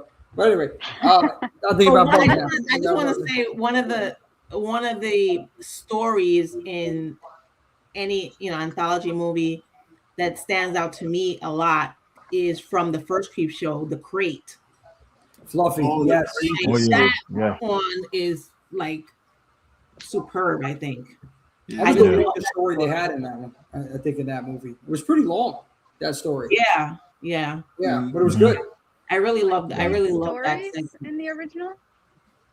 The crate with Fluffy. They had the crate. They had the Gordy meteor shit one. Yeah. They had the Father's Day. And the one with Ted Danson. And the one with Something Ted to tide Danson. you over. Right. Oh yeah. I think that's what somebody was talking about. They said with Liam Neeson. It wasn't Liam Neeson though. It was Leslie Nielsen. Leslie Nielsen. Oh my God. Leslie Nielsen. Liam That's the thing I can make. Liam Neeson in the 80s. Liam Oh my Neeson God. in Imagine Creepshow? that action. I'm going to find you on the beach. Fell off my I'm going feet. to kill you. Imagine Liam Neeson though in Creepshow 1. I'm going to tell you something, Ted. I'd rather not. Hey, There's what's up? Oh, we got a podcast here tonight. Look at Luna. Luna Vachon. There we go. Luna. Let's see what Tony has to say. Yeah, Tony. I want Tony the Tiger. Come on, Tony. I know Tony you're the Tiger. What you got to say, buddy?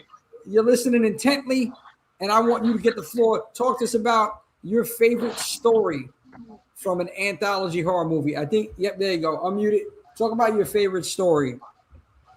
Do you have any favorites for anthology horror? No. I like. No. What do you like? I like. Talk to us. Talk to the people. Come on, talk to the people, Tony. Okay, Swift. Tell us. Last night I watched The Well. That movie, it's weird. It's terrifying. It's weird though. Yeah. I watched Yeah, it's with that. It's that same girl in Terrifier 1, no, Terrifier 2 and 3. Okay. It's the same girl. She was in that movie? Yeah, Okay. The final girl from Terrifier? yeah, Lauren wow. Rivera. Yeah, that's her name. yeah, It's The Well? It's called The Well? yeah. Okay, I got to give it a watch. Yeah, to check that out. Because I really Where liked did you her. watch it, Tony? I watched it on Amazon Prime. Okay. Okay. Yeah, on Amazon Prime. Amazon Prime. That's good to know. Now I know where to watch it tonight. So you enjoyed it though? Yeah. Awesome. So that's a movie on my list, Tony. Thank you. Finally gave me But something. what did you enjoy so much about it though? Like what? Why should Swift go watch this thing? Besides Tony the Tiger saying it, what do you think I would think is cool in this film?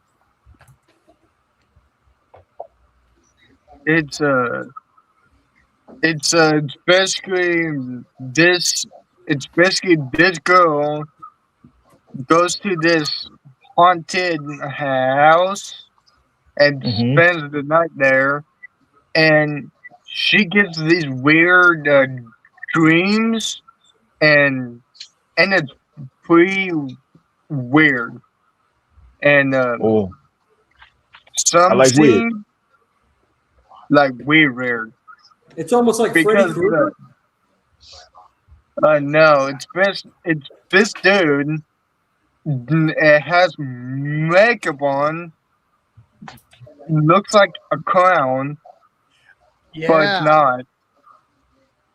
And he starts killing people like randomly. Okay. All right. So it sounds good. Listen, I'm sold. I'm gonna check it out on Amazon Prime. I'm sold. You got me at Say no clown. more. Did You you got like me at the Killer ending that Clown. you Hmm. had at the I'm end? afraid. It's on I'm Tubi afraid- as well, guys. It's on Tubi. Okay. Oh, It's on really? Tubi. I just looked it up. It's a folk horror movie. Somebody here said they really like folk horror. Me. Marissa, yeah. Yeah. So you I might also like. like folk horror. Sounds Yeah. scary. It's an And- excellent film. It's giallo horror. Ooh, It's folk awesome. horror, supernatural horror, thriller. Oh, is it? Yeah. Oh wow, Nice. it is. Yeah. Wow, this sounds awesome. Yeah, I gotta check this out. Thank you, Tony. Yeah. Thank you. Italian for that. Thanks for director, the a lot of recommendation, Italian Tony. actresses. Oh my gosh, it's also got the guy from Off Campus. Adding that Yes, to I- my watch list. Yeah. I'm not proud of myself for saying that out loud, but I loved it. Interesting. So Tony, other than that? Well, when you're home and you don't know what to watch? What horror movie do you pop on? What's your go-to horror movie? Your favorite? It's a good one. I would say Terrifier 3. That one is like the best one. How In do the you watch frame. that? That movie's terrifying. Oh my god! I give you a lot of credit. I can't sit through it. It gets me every time, especially the shower scene. It's bad. I think This kid has some Yeah. Shower cojones, scene man. is crazy. That is the shower Crazy. scene to end all shower scenes. Yeah. John, I'll That's make like a the- deal with you. If you take Terrifier, you can have all the rest of them too. Say that again. And What? after that. I said I'll make a deal with you. If you take Terrifier 2, you can take all the other movies and get rid of them. All the other extreme crap. What do you think? And we can just end it. We can call it a day. No, he's not. We can talk. All right, we're in negotiations, you guys. This is gonna end well. Yes. Tony, thank you for that recommendation, brother. I appreciate you, man. We're gonna come back to you. We're gonna go around. I wanna talk about underrated. I seen something in the comments. Where was it? Oh, yeah, what's popping off in the comment I section? know, I love the Other than comments. Milk Duds and Leprechaun, we're not talking about that. We're not. Wait, what? No does. Let's go. Leprechaun. I don't think leprechauns care about caramel. Yeah, I don't know. Sadness. Okay. So, Anthology Horror. What makes I guess what do you guys think Which makes? one? Somebody was talking. Who said something? Melissa, was that you? I can't. Melissa, was that you? Oh, I think that does No, it's She's not. on delay. She's on the delay. You got to get back to the car. Yeah, we can't even make out what you're saying. So we can drive you away from all this madness. Yeah, right. Oh my goodness. Yeah, you're like frozen up. What makes a great anthology horror film? What do you guys think makes a great anthology? Oh, I think not only the direction of the installments or the segments, whatever you want to call it, but I think the cohesion with the wraparound story that we've been talking so much about on this episode. Like the wraparound story is everything. It's the glue that holds all of the stories together that makes it this cohesive piece of work. And I think when you have that and that really, that connective tissue just is really doing what it's supposed to do, I think that really takes anthology horror to the next level where you're just like, yo, this shit was fucking. Oh damn, I'm cursing like crazy. I'm sorry, guys. I had a long day. Forgive me. Come on, not Can you guys hear me now? Not for the cat. Let it roll. Yeah, now bro. we hear you. Yeah, Fuck shit. yeah. Now we Motherfucker. yeah, Asshole. yeah. You know. Yeah, there you go. All right. Hey, listen. Can you Let guys me hear get me us started. This, You got Yes. Now we hear you. That's better. Much better. Yes. We have to come up with a different name for that scene because I just went back outside. I had We hear you. Yeah, we Some hear of you. the Terrifier 3 shower scene versus the Psycho shower scene, obviously, but Yeah. the Psycho's a far better movie, but that shower scene in Terrifier 3 is much more frightening. Bro, that it's shower embedded in my scene. brain. Yeah, nah. See, I'm not with And you I'm gonna tell guys. you guys, I know Swift and Sonia and Jimmy know this, and I'm sure John does too. But like after I watched Terrifier 3, and I love horror, I love all kinds of horror, and I literally had to watch Shrek afterwards. I was my mind was like on what the The fuck? palate cleanser. So Terrifier 3 was so tame to me. Like everybody, Terrifier 3 took it to it went to new depths of disgustingness. I'm like, yo, Terrifier 3, Tame. Arthur That's Clown an was a interesting word freaking choice. punk, bro. Arthur Clown was soft in Terrifier 3. Like, I don't know about that. and listen, Did I it don't kill- like. did it kill When I was somebody? in a fight. I'm not a big fan. I'm not a big fan of Terrifier movies, but he was soft. Like it felt like this was okay. This is big movie theater stuff. Yeah, you know, he took the chainsaw. I'm not gonna. Anybody who hasn't seen it, whatever. Yeah, I said it. But it wasn't as crazy as everybody made it out to be. It wasn't. It was. because That was light work, man. there was Yeah. no story payoff in 3. In 2, it was at least like we got some level of like, hey, this sword works for Sienna, and like we're Yeah. actually Yeah. to avenge Okay, him. you guys are all like, listen, I don't you know. guys are all talking like squirrels. Like Oh, she's got the service is messed up. She's hearing like the chipmunks. I thought she was gonna like drop a hard bomb and be like, You're a chipmunk. You're a chipmunk. Actually, Not the I actually worst like I've been Terrifier 3's story more Oh than my the God, other two. I did too. Well, 2 you just just went told on me for what 3 is days, you know, going and on? just Yeah. kept going, and here. he painted Yeah. himself into corners, didn't know how to get himself out of it. And, yeah, not good. Yeah, So- 1 and 2 just felt like Lord straight have up just mercy. like torture porn. But 3, I No, felt like that there was- was yeah. more of like, okay, there's a demon involved, and Sienna's the righteous angel or whatever. Like I felt like there was more They brought it exposition back there. and kind of started Yeah, to make sense out of where they got lost in 2.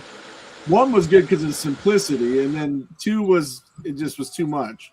So, Brandon, I do want to ask you with 3, like, what do you think story wise propelled that story compared to 2 for the overarching story?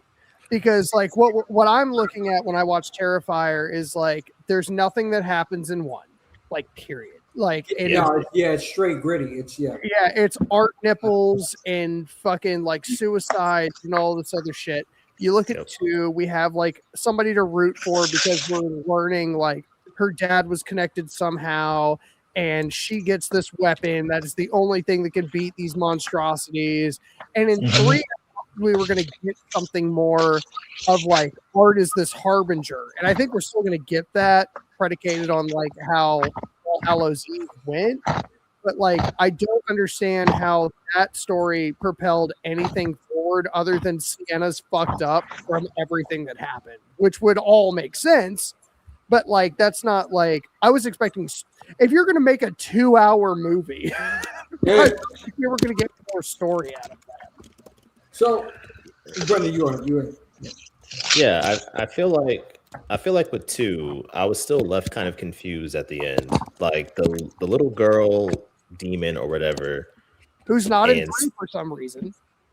Yeah, well, she like transferred to what's her name, Vicky or whatever. Like Vicky became like the main bad person. Like I feel like with the second one, I was trying to put the pieces together to be like, okay, what exactly is Art? Who is Art? How does he have these powers or whatever? How's he resurrecting? Blah, blah, blah. And then in the third one, I feel like it all kind of like brought it together. Like, okay, there's this big bad demon who is using Art as like their pawn, and Sienna's here to oppose them. And that's like what all of 2 was about to get us here to this point. In 3, like that brought it all home for me. Like with 2, like that 10-minute scene of like just tearing that girl up, throwing salt in her shit, like that was just like nonsensical to me. Like where is what's the point of this? What's the purpose of this? And with 3, it's like the Family Guy thing where it just goes on and on. Exactly. Because it's like it's old, but then it just kept going. Yeah, and 3 is brutal too. It's probably more brutal than 2 overall. But again, at the end, just like kind of like tying everything together to be like, okay, there's an actual point to why we're doing this. It's like, here's the big bad, here's Sienna. Now we got to go head to head and finally finish things in 4. I hope they stop at 4. Please don't go beyond that. That's the end of 2. Like that's literally still the end of 2. No, it's not. Is what I'm saying. It was like open ended. You know what I mean? Like it was weird. But the first one is too, and that's what I'm saying is like it feels like they are still like following the same like pattern, but I don't think 3 gave that. What I'm saying is I don't think 3 gave us more story than 2 did. What I'm saying is I think they're literally on the same verge, but I just prefer 2 personally. Yeah, it may not be that it was more story. I think it was a clearer story from my point of view. Like I understood. It was an establishment. It was an establishment of a continuity. Yeah, I think that we're gonna see what the payoff is. I'm hoping to God in 4. 4 is going to be the last one, according to Damien. So that's going to conclude this story.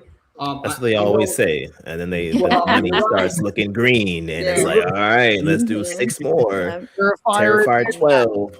Atlantic City's right down the road for them, you know. They're probably bringing Vin Diesel to be driving a car in hell. You know what I mean? Mother Smashed Potatoes is also a good band name.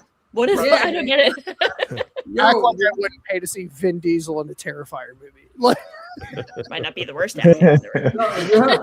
We're gonna kill that clown. No, but I'm serious. Like, it's just fucking like the story. To your point, so the original obviously was just gritty. It was just like fuck it.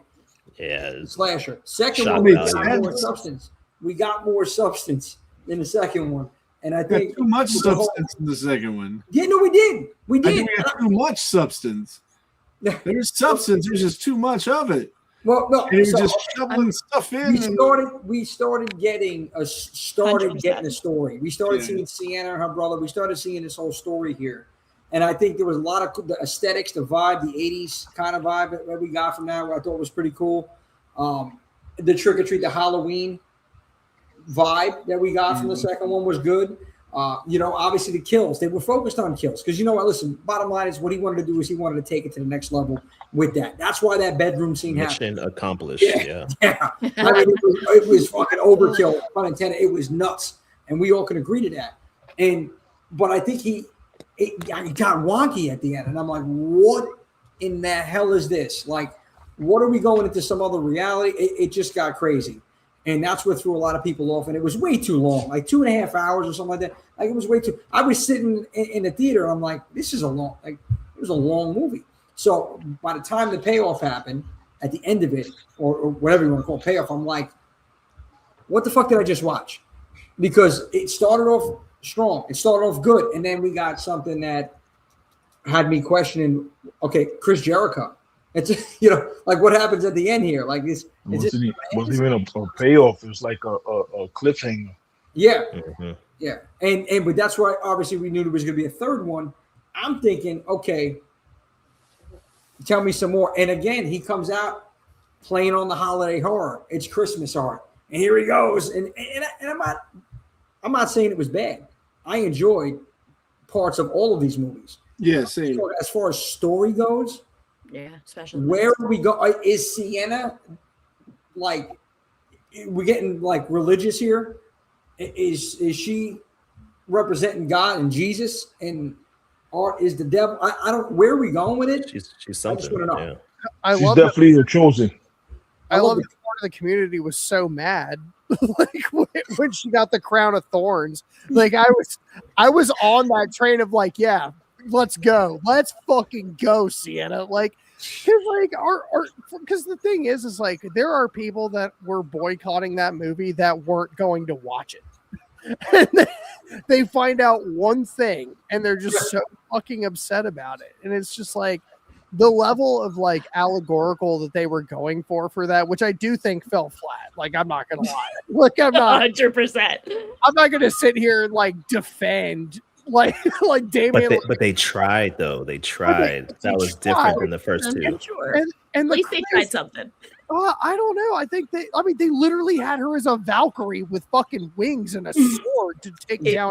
It was a subtle metaphor. And that's the thing. It's like this was not the first time they tried it. They just did it again. Like I think, like preaching to the choir here, bud. Damien Leone is definitely that guy that is like, this is gonna be so cool, and it's just like, yeah, man. Super stoked. I just tell me the rest of the story, please, because like I've been following you since the 9th circle, and I'm really ready for this story to be over at this point.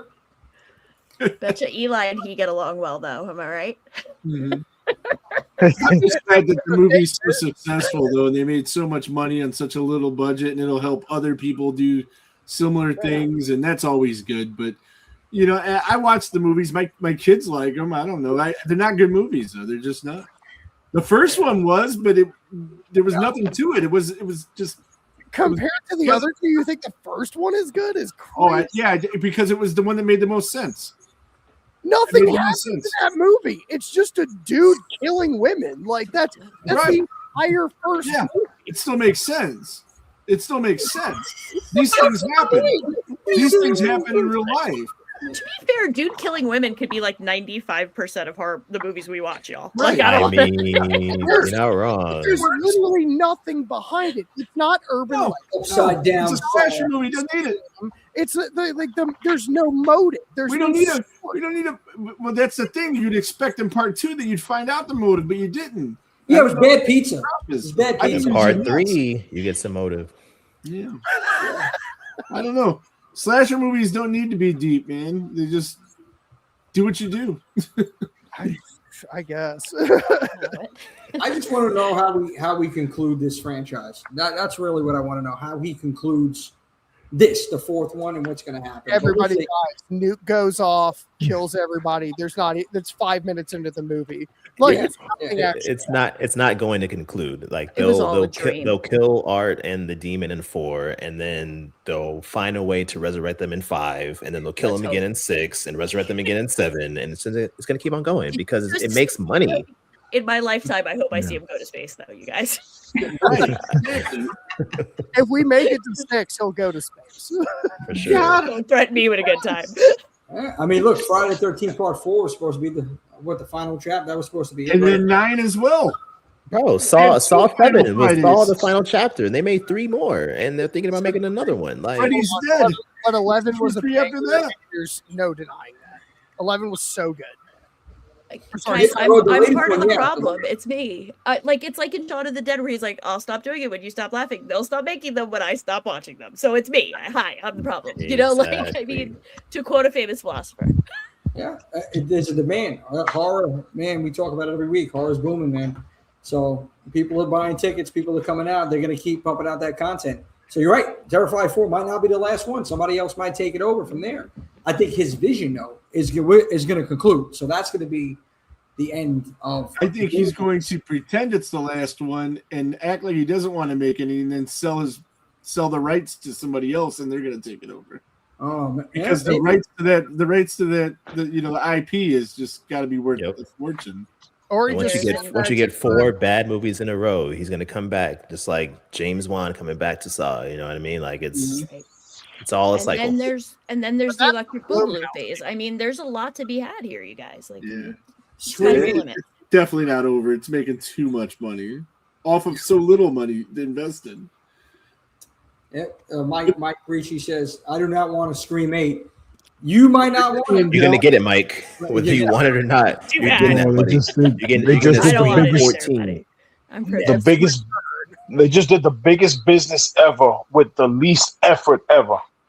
Like they did everything wrong. They did everything wrong you could do to destroy something, and then they hot shotted it by leaking.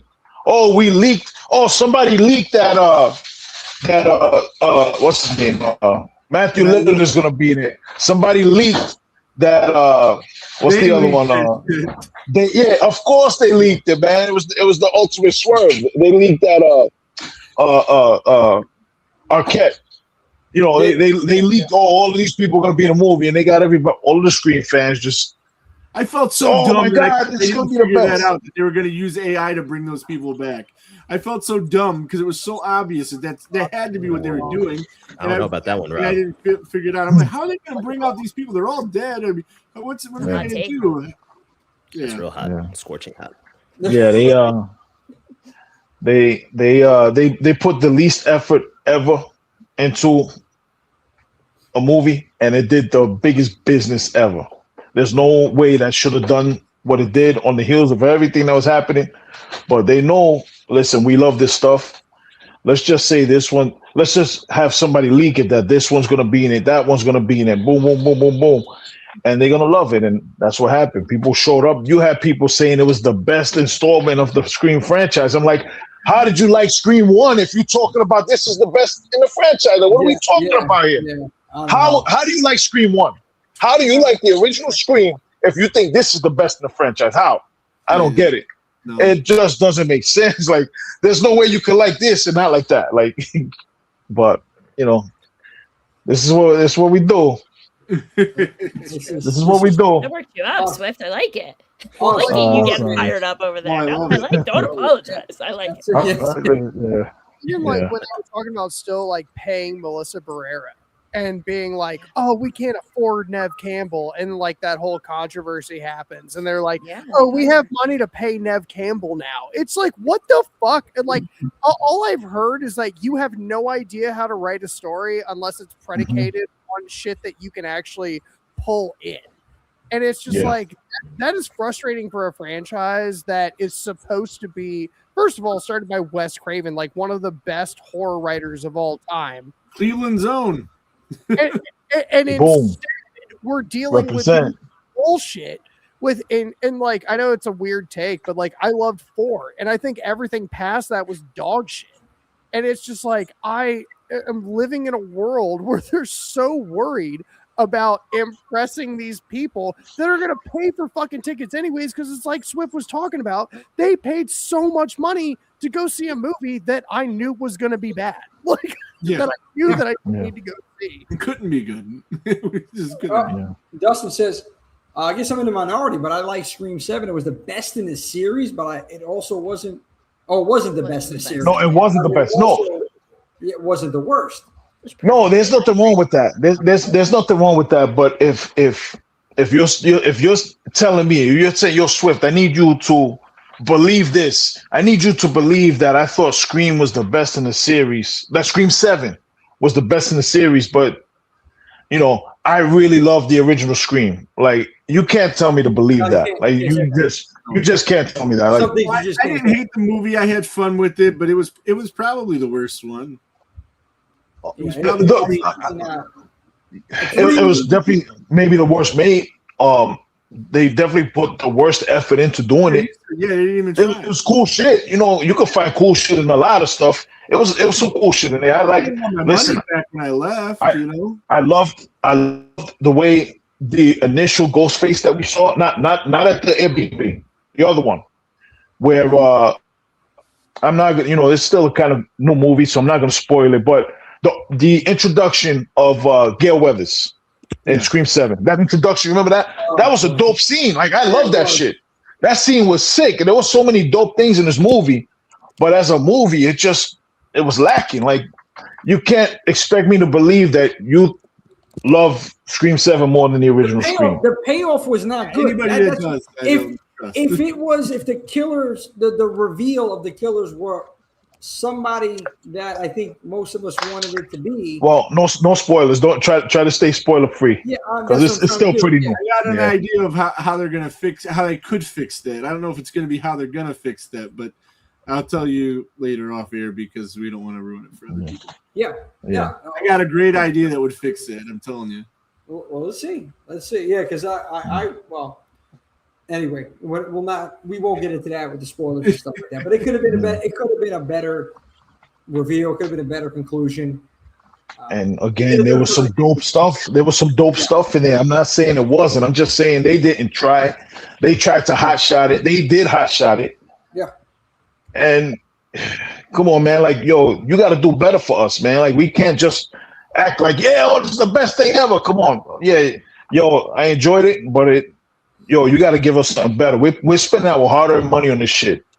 Like, and we made this the biggest one ever with the least effort. We saw it was the least effort the whole time that it was in production. Like, I'm sorry to be preachy, everybody. I'm just running my mouth right now. No. Right? Boom. Scream 5. Scream 5, people liked it. It was all right. It was decent, you know. Scream 6 came out. I liked it a lot, but I will tell you, it wasn't a great movie. I had fun with it. You know, I'm a New York guy. I had fun with it. It took place in the town, or allegedly, you know. But they happened to take two movies that weren't super, you know, amazing, right? And they actually got us to care about those characters. And then we didn't have them in Scream 7 because, you know, whatever the reasons may be. But they happened to take two movies that were made a little entertaining, but they were mid, with stories that weren't all that. But we cared about these characters. We cared about Tara. We cared about Sam, the Carpenter sisters. We cared about them at the end of the day because you seen the uproar. You seen the uproar when they were both gone. When Melissa and what's the girl's name? Yeah. People were flipping out. Yeah. People that love Scream were flipping like, yo, man, what the hell you doing? They didn't have super movies that they were in, but they had this specific formula that people happened to care about these characters with the lack of an amazing story behind the girls. It was the performances. It was just was there. Yeah. I think we're also Carpenter sisters. I think we would be mad at ourselves if we didn't also just mention the whole Melissa Barr literally being fired and saying that she was targeted because of her political beliefs, which was a problem. And a lot of people have chosen not to support the film, like Jenna Ortega, and it's a shame that we just kind of ignored that as a community, because I think you're right, Swift, to all your points. And I also think that the one blessing of how much of a dumpster fire the horror movies that are coming out from the big studios and the big money are today is that we get the Shutters and the A24s and all those other ones to, in my opinion, save us from ourselves, because I won't watch Scream 7 because of some ideologies, but I think nobody else cared. Everybody else was like, they're back, right? And we're all part of the problem, right? So I think, I'm sorry to cut you off, but now expect Scream 8 to suck even more, because they said, look, we didn't have to do shit. We didn't have to do shit, and these people made this the biggest Scream ever, and we shitted on these people. We shitted on them. And everybody, this is the best. This is the best. Get the hell out of here, man. Yo, listen. You want my money? Can I have more, please?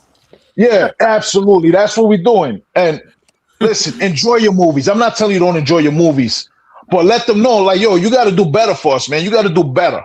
We're not gonna just come out because you're flashing a little leg or you're showing us some ankle. Matthew Lillard or this or that. We're not coming out Come on, man. With you, man. Listen. Swift, I love Listen. it, man. I love it. Yep. Go ahead. Horror movies, the horror genre, just demolished the Academy Awards, bro. What we talking about? Like, yo, show us some freaking respect, man. Right. What is wrong with me? Say, acknowledge me. Acknowledge us. What the fuck? Yeah. Nah, But I'm going for yes, sir. Love it. Here's the problem, and goes back to Marissa's point. The fact is, these people are basically saying, "Oh, this is great. What A24 is doing, or what they're dropping out, or what Neon is dropping, or some of these other independent filmmakers are creating. We're going to show you. Oh, this don't matter because we're going to drop another Scream movie. Basically, put zero creativity into it, and people are still going to buy it, and it's going to be a success. Because until we as a community say, I'm not fucking supporting this." Do better. Because I'm tired of getting, just them just doing this. They're like doing this to us and giving us whatever they want to give us, feeding us this garbage when we know what we can get on top of that. The whole Cash grab city. The whole issue with the Melissa Barrera and Jenna Ortega was, it was straight up just ridiculous in my opinion. And I know as horror fans and we cover a lot and we've seen it. Whatnot. I was not happy seeing it. I was upset about it. I was hoping that maybe they incorporated them in some. Maybe they, this was a storyline of some sort. Like, well, maybe it wasn't, or maybe it was just like, well, we made amends. Maybe we, the okie doke, it's not what we got. Here's the thing: in the Scream 7, they just dismissed the Carpenter sisters so bad and just kind of shit on them that they didn't even leave it open to make amends later. And I think that was their biggest mistake because, time heals all wounds. And they could have brought them back into something. Now it's going to be hard to. They're going to feel shoehorned in because of the way they did it, the way they treated them in 7. Yeah. No. And I don't know. Will that happen? That might happen. Who knows?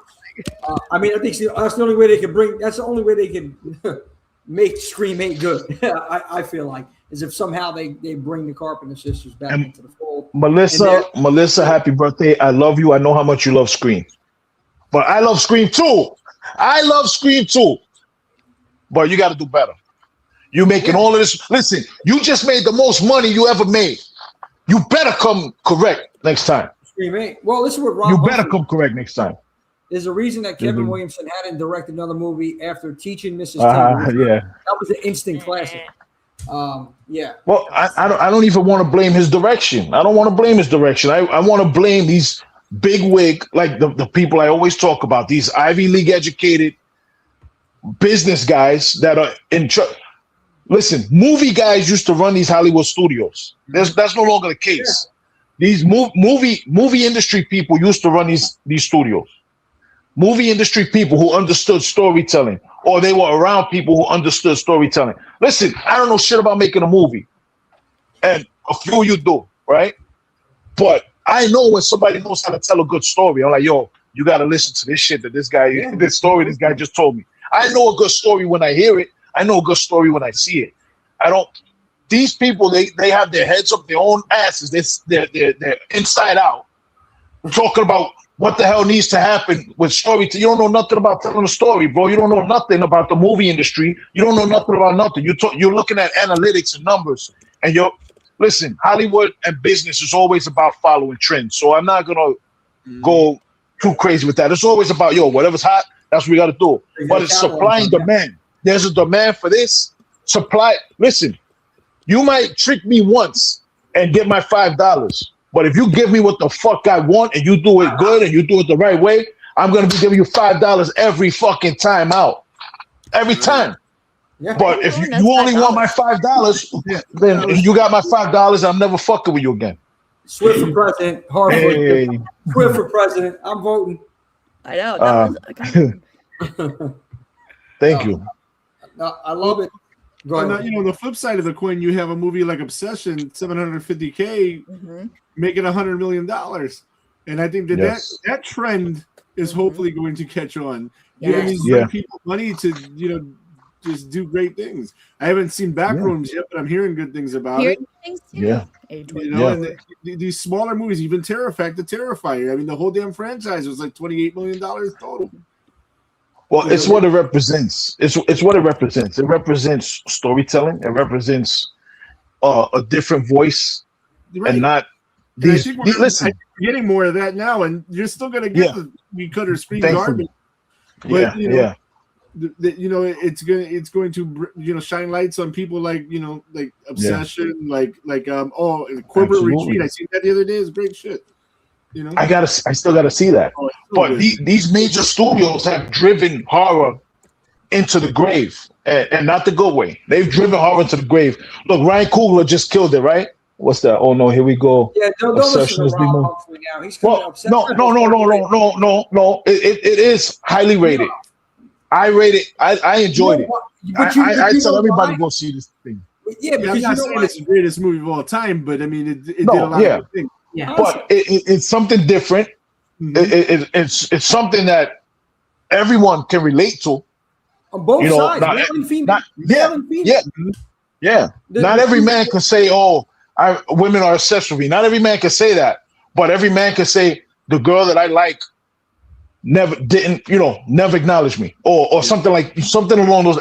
Everybody could say that, and women could always say, "Yo, this dude did me dirty." All of this type of stuff. The what do they call it? The gaslight. All that. I'm not getting into the movie, but it's epidemic, and it's it makes me want to see a Trey Barker Texas Chainsaw Massacre movie. I'll tell you that much. Yeah, absolutely. So, John, hold on, John, what'd you say?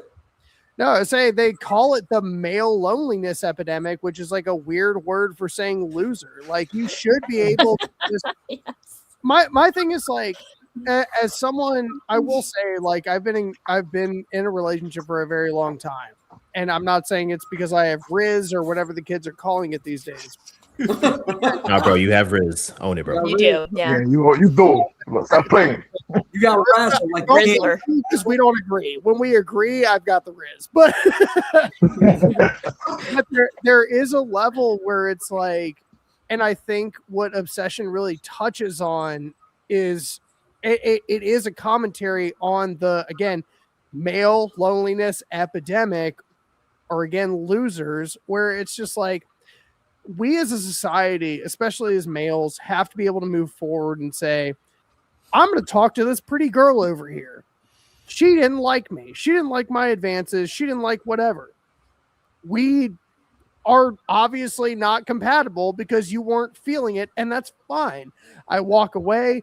I go grab a beer. I do fucking whatever that is away from you because you clearly don't fucking want me in your space.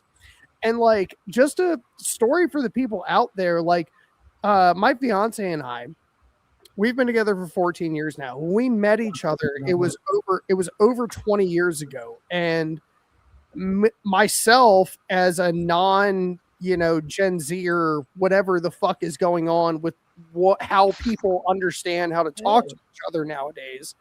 But I was like, I'm really attracted to her. And I talked to her and she was a total bitch to me.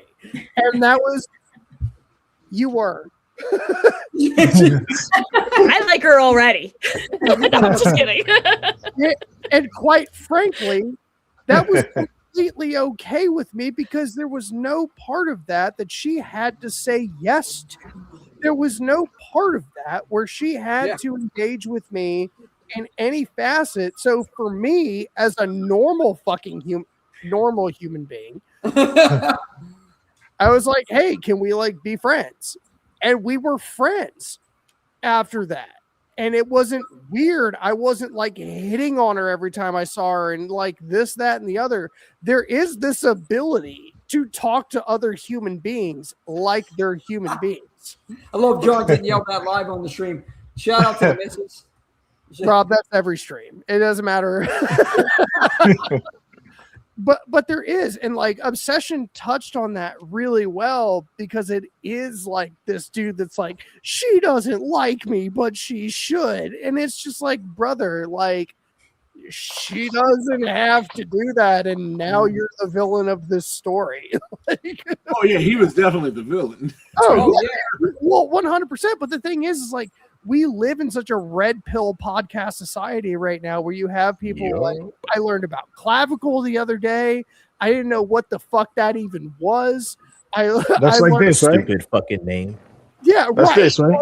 I don't know, unless it means something different now, but yeah. And it's just like, dude, we live in a world where people are gaslighting women to an idea that they just like, oh, they're supposed to fit this form. They're Nobody's supposed to do anything but die. In reality. No, they're supposed to cook and clean and do all of this shit that I don't want to do to begin with, but I do in my household because I love my partner. And it's fucking crazy that like the narrative that I've seen around Obsession has not been that yet. And that's the crazier part. There are people that are like catching on to, I think that he's a bad guy. And I'm like, no fucking shit, dude. He was like, love me for no reason. Yeah, he was awful. He was the worst. It's a victory in that way for sure, John. And I think what kind of makes me almost laugh is like, you're right. The incel red pill society is more empowered than ever for obvious reasons. And it's terrible for all of us. But, 20, 30 years ago in horror, the creepy guy who wouldn't take no for an answer would be the hero somehow. So to me, Obsession is a huge victory. And you're right. We're not talking about that nearly enough because we have our generation, you can say what you want about Gen Z. They're not taking this shit. They're fighting back. At least the youth is, and I believe in them. Some are. Absolutely some are. What? I said some are. Absolutely. Some, right. Yeah. Like they're doing their, I mean, like every generation, some are, right? No. But I think for women like me who grew up, I'm a little older, I grew up with that being that's okay. Like that's a norm in your film, in your television, in your everything. And those guys are not often the villain. So anytime that guy's the villain, it's a huge victory and it's a huge conversation forward. And the fact that the kids are gobbling up this film is amazing because you're right. It speaks to we're going to push back and we're not going to just like our horror, like always, is going to teach us that we can't deal with the bullshit in the real world. Because that's what we're all here for, right? The horror organizes and helps us process all the horror of the real world. And Obsession is such a good hit in this moment for such perfect reasons that you're speaking beautifully to. But it's a huge step forward. Well, and that's what horror is supposed to do. Yep. Correct. That's what it's actually supposed to do, is perpetuate those fears forward of the socio-political climate. But like when you go and you hang out with all the horror folks, not all of them are on our page. You know what I mean? Like everyone in this chat is, and that's a huge victory. But like we're fighting a backwards battle here, That's literally any group. Like I remember when the Tea Party came out, they were like taxed enough already, and I was like, "You got it." And they were like, "We don't think black people are equal," and I'm just like, "What the fuck?" And it was a wild time to be alive because they would say this outlandish shit after they like pull you in a little bit. Oh shit, he's not talking about the Boston Tea Party, you guys. Never mind. No, I mean, at first I thought he was. I was like, you were there. I was like, yeah, fuck Tea Party. The Tea Party was very. Oh, I didn't take those guys seriously. Yeah, but at first that wasn't real. Party, I went to the Boston Tea Party. Me too. Real quick, public service announcement. I got to put this out there. I saw an advanced screening of Obsession, courtesy of Sonia and the Horror Flick Chicks. Thank you so much. Thank you. Everybody sign up to the Horror Flick Chicks. They get partnerships with these movie companies, these big companies. They get partnerships and they hook you up with advanced screenings. They have so many dope events. They had a Ready or Not 2. I wasn't able to go. I wish I could have, but the whole cast, Ready or Not 2, was there. Samara Weaving. Who else was in that movie? I forget. All of those stars. Sarah Michelle Gellar. Yes. Sarah Michelle Gellar, Buffy the Vampire Slayer. All of them. Yeah. Thank you. They were all out there. They had a blood station where they were hooking people up with makeup and everything, blood makeup to make them up. So everybody.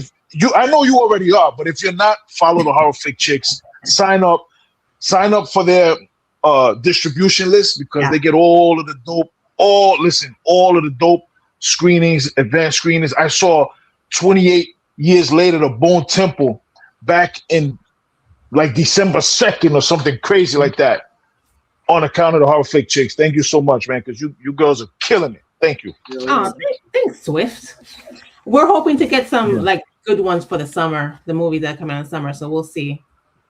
I mean, that's the one beautiful thing is that every week we got horror movies coming out, like and bangers too. We're getting some really good films this year. From like as the we did smallest last year. movies to the biggest movies. Like Yeah. last week there was Saccharin and Corporate Retreat, 2 small movies that you had to look I want to forward see Saccharin. Yeah. Me too, but it was playing at like 7 a.m. or midnight, and I can't do either.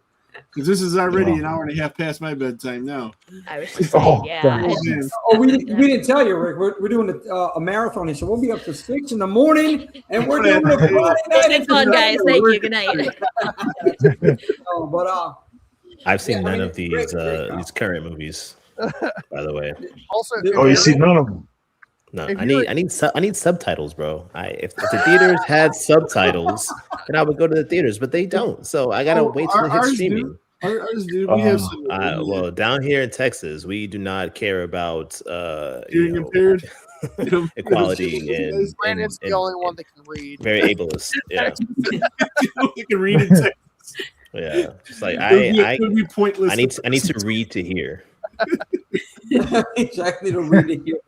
Also, on Horror Flick Chicks, if you are indie watchers, definitely check out Twins Talk Tubi. That's like one of my favorite series right now because it's so great. Because I am one of those people that just watch like crazy shit on Tubi. So it's nice when there are people that are just like, just don't even waste your fucking time. Or like, this was a hidden gem. This was so much fun. We got 2 thumbs up. Like, totally recommend it. Oh, thank you, John. Yeah, the Twin Talks will be as fun because it's nice that we're doing it weekly because it makes us watch a bunch of movies. Like we have to watch the movies because we have to review them, right? So, and some of them are really trash, and it's really hard to get through them. We have to do it for you guys, which we do. And it's another fun thing about it is that we both watch the movies, but we don't tell each other. We don't tell each other what we think of the movie until the stream. Yeah. Oh yeah. You gotta do it. So if like I give a thumbs up to a movie and then my sister gives a thumbs down, it's like, oh, okay. Yeah. And then we get to talk about it. So and the videos are not long. So it doesn't take up too much of your time. They usually 8 to 12. Yeah. And fun, quick reviews, and we tell you don't waste your time on this, or you gotta check this out before it leaves Tubi. So yeah. But look at hey man, moving in with you. She got all the fun come stuff. come on up here. But also, Horror Flick Chicks are killing it with their interviews. Yeah, check out their interviews. They're freaking killing it, man. These girls are. You girls are killing it. That's all I gotta say. The best. Yeah, we just started doing interviews like a couple months ago, and they're a lot of fun. And we have a couple more for June, so that we're excited about. Awesome. So they'll be coming out, and well, we can't wait. I always catch the replay on Thursday, but yeah, you girls, man, Swift, you said enough. 100%, I agree with you, man. We have some incredible content creators. You girls are on fire. Loving what you're doing, and everybody here for that matter, man. Like this is the best thing I think about this time being booming for horror is that we have all these passionate horror fans here on the show in the chat that are creating some badass content, and everybody. Listen, we all got the same material. That the same movies are coming out for all of us. That's coming out for everybody else, right? But everybody here is just doing so much. Everybody here, their shit is so unique. Nobody is like anybody else. You watch the whole damn enchilada, that's different. You watch Under the Floorboards, that's different. Horror Flick Chicks is different. Terrorific, you listen to Brandon, it's something different. Like everybody's bringing something different to the table, man. That's the best part with the content creators, especially the ones that we mess with, because everybody's dope. Everybody's bringing something awesome to the I appreciate all the love, man. You give us a lot of love. I really appreciate that from all of you, the whole entire Fear Circuit, and everybody else out there. Yeah, it means a lot because, man, we just try to have a good time over here. Swift, myself, and the team. Bro, absolutely. Slasher Radio, right? Slasher Radio and Rob Humphrey. Yeah. They just got to deal with Dread Central, bro. Come on. What are we talking about here? Like, if not us, if it's not all of us here, then who is it? Let's go. This is us. Let's go. We doing it. Yeah. Everybody pat yourself on the back, man, because we got this. Marissa I don't want to do it because I might break my shoulder, but it's Marissa just signed off. She texted me. She had to go. She had to run. She had a blast tonight. She said, "Thank you, everybody." Awesome. Thank you, Marissa. Yeah, so I Thank you. appreciate you spending time with us from first episode on. Everybody follow Jersey Ghouls. That's earlier. Marissa over there, Jersey Ghouls. Yeah. Good stuff. And yeah, I mean, tonight I guess we got to circle back as the wrap around here with Anthology Horror. What horror movie franchise would you want to see turned into an anthology horror movie? Oh fuck. I mean, they kind of did it with the TV series. Nightmare on Elm Street with Freddy. Freddy's Nightmare. I would like to see Friday 13th. I would like to see Friday 13th. Not particularly. It doesn't have to be Jason, but just different. Stories about the lake in the area. I think that would be dope, dude. Yeah. Stories about Crystal Lake. Yeah. So like it doesn't even have to like just different people living in the city and everything, and like each episode would focus on a different person. Yeah, like Are You Afraid of the Dark with Friday 13th aspect. Almost like Camp Tales at Crystal Lake. Yeah. That's good. Yeah, that's a good concept. What are we thinking? Brendan, John, Sonia. What was it? Conjuring. All right, on that note. What, is somebody going to actually die? My God. Well, I mean, yeah, because you could do a lot with just different paranormal stories. Mm-hmm. Yeah. Exactly. Each case could be its own episode or movie or whatever story. That'd be light work for sure. The TV show is coming out, right? Is that supposed to be an anthology, or is that just one? No, I think it's. I think it's telling the story of a younger. Same thing Rob just said. Mama Voorhees. If it was Patrick Wilson and Vera Farmiga, you could sell me anything. Yeah, I like them. I like them together. I do. I like them together. Mm-hmm. Yeah, great chemistry. That's all. Yeah, I mean, I just had a thought. What about Sinister? I mean, Sinister Sinister. In the movie, they did touch on the kids that Bagul kind of entranced or whatever, and they can tell a story about each of those kids. Yeah. You could turn that into that. Absolutely. That's true. I think Sinister would be like a great VHS kind of film or segment. I mean, they already had one. What was it? Dreamkill was a spinoff of The Black Phone, and the Sinister same director, creator, writer, all that stuff. So I think you could definitely mold that into a VHS kind of setup. That'd be hot. The Rob take Halloween in its original intended direction instead of someone picking it up and creating yet another timeline, which I heard. I don't know if it's true or not. I seen something out there about. You're talking about doing a Halloween series. If I remember right, I heard that it's going to be like Dr. Loomis and working on other cases that aren't Michael Myers. So it will be something different in every episode. Oh, shit. Oh, so it's just Gotham. But with Gotham was amazing. Yeah, I loved Gotham, but it's literally Gotham with Loomis. Yep. Yeah. I wish to one day live in a world where IP gets retired. Like it had its run for 45 years. Okay, it was great, but now let's move on. Unfortunately, Brendan, it's not this planet. It's not this world. They're gonna beat the shit out of that IP, out of every IP. They're just gonna keep pounding us with different installments of these franchises, and while some of us love some of them, some of us don't. And listen, I'm all for it. But the storytelling has to warrant that, man. You got to stop pumping out bullshit. You got to stop pumping bullshit out just because something made money. Listen, play the long game. Put a good story out so we can continue to make money, and this can continue to be a financial. A massive financial success for us.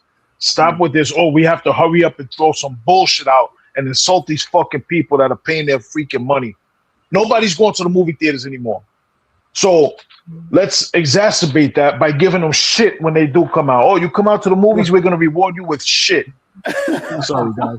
I'm ranting again. I'm sorry. It's great. No, it's great, Swift. And Friday Night Fights with Swift, man. It's just Yeah. on fire, man. I love it. I feel like even though like we get shit though, like people still have that hope because of the initial movies. They think that maybe the 14th one is going to be great, and it's just more shit. Oh, maybe the 17th one's going to be great. It's like we're at the end of the day, horror fans we're such a loyal bunch that we think that maybe eventually we'll get our payoff, and the studios take advantage of that. Yeah. Oh yeah. Absolutely. And also people are gonna yeah, I agree with that. And also horror fans, if there's a horror movie coming out, most of the time they're just gonna go see it because it's horror. Right. So, it doesn't matter what it's about, they think it's gonna be shit. I think I'm up to 36 or 37 new releases this year in the theater. Something like that. How many did you see already? 36 or 37. I don't know which. Oh, 36 or 30. Listen, Rick saw 36 or 37. That's and you missed a few. Wow, look at this. I didn't see Ready or Not 2. I didn't see that. And I didn't see Saccharin because of the crazy hours. The crazy times, yeah. The short times, yeah. And that's just what you've seen. How many came out is the question. I didn't see everyone. Everything did pass, so I go as much as I can. But I don't even go to just that theater though. So I go to other theaters too because sometimes I do the same thing. Yeah. And then I go to a lot of re-releases in the theater because I love to see old movies in the theater. So I'm at the theater sometimes 4, 5, 6 times a week. Oh my God! I mean, hey, you got the pass. You got to take advantage of it. No, 100%. Nanette. We got Nanette in the house. My problem with taking something that already exists and making it into an anthology is the fact that I'm tired of movies not being original TV shows as well. I know they're making movies that are not. I mean, you want some original concepts. I think we're getting a lot of that, though. I mean, I think that's the beauty of right now. I think they have something for all of us, right? So you got people that, like Brandon, to your point, they have that hope. We're gonna get this. Is it? Halloween really ends, and this is gonna end the right way, And no, we got that hope for those major franchises. Yeah, but Ends was incredible.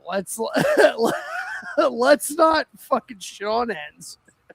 John, brother. You trolling right now? No, not at all. I think Ends doesn't work for me, brother. It doesn't work for me. I was when you guys did the Halloween episode, I was begging him to put me on to defend Ends. Brother, Ends is one of the best in the franchise. Like there is nothing. So John, it's too late for this, John. It's too late. Hold on. When I watched Ends for the first time, I didn't know that it was going to be a trilogy. So I am literally watching my icon from my childhood get fucked up by a punk. No, by multiple punks to the ground. Because no, you're talking kills. Yeah, I'm talking kills. I'm talking Ends. Yeah. We're on was the last one. Okay. That makes more sense. Kills. Kills. John, I'm with you, bro. I'm with you. Kills, yes. Kills. I love. Unnecessary heartburn, John. I thought you were talking about Ends. So this is. I was like, ain't no way. I thought Jimmy was a Kills hater. No. Everyone hates Ends, and I think it's ridiculous. Actually, myself because the acting was not bad. It wasn't shot bad. The problem was when and where it was. If the movie wasn't billed as this Michael Myers demise and the last showdown, there you go. If this, if Rob, my fucking dude. If they had Ends like it was like it was the final chapter and Michael Myers and he had the final showdown and he died, and then in the next movie. They brought back Ends, kind of like New Beginning and Friday the 13th, and they shot it the same way. Did all the same shit. You guys were right. It was a matter of when it was. Absolutely. Listen, the film itself. It's not a bad movie. The acting was good, all this stuff, but that's not what we wanted. We were sold something. It's not even just not what you wanted. It's we didn't get that. It's not what you were sold either. They lied to you. Yeah, they did. Yes. And that's the problem. When Jamie Lee Curtis in the hospital, I wanted to see the same. I wanted to see her leave that hospital. For 90 minutes, this bitch was. Yeah. For 90 Yeah. minutes. Oh my God! Yeah. It took her, Tommy.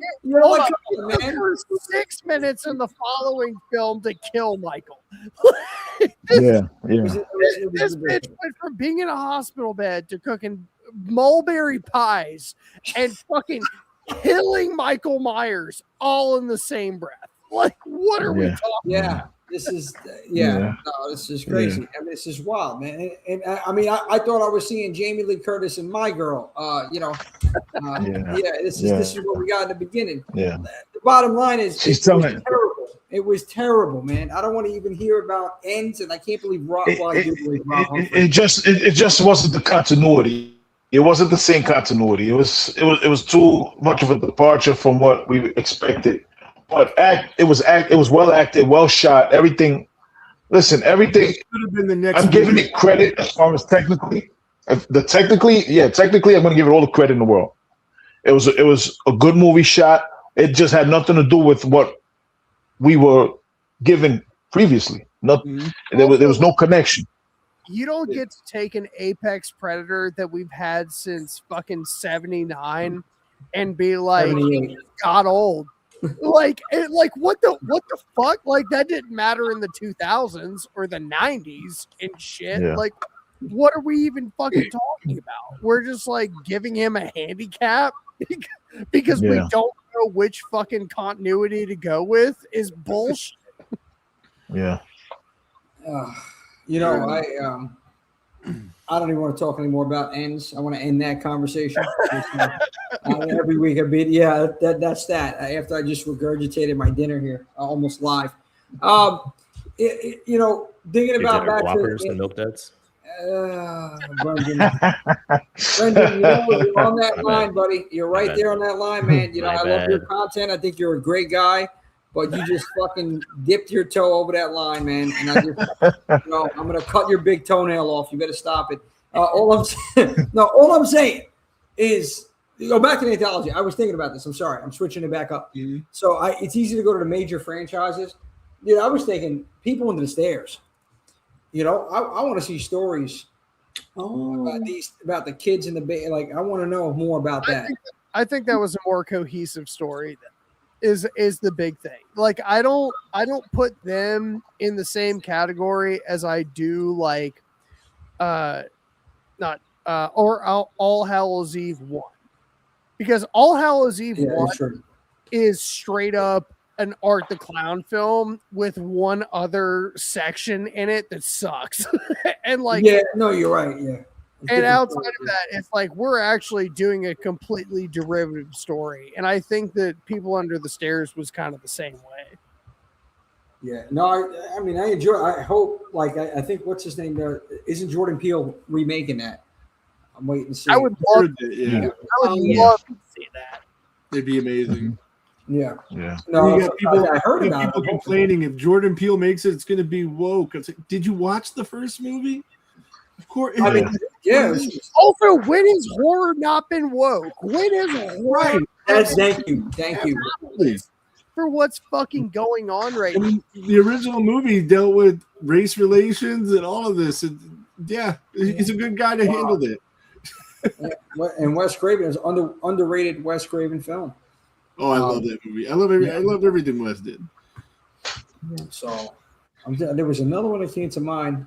I guess it's maybe Wishmaster. Thinking about different. Oh, you could do a lot of stuff. You could do a lot with Wishmaster. Yeah. I like the first two. I mean, that was like really. Other than that, yeah.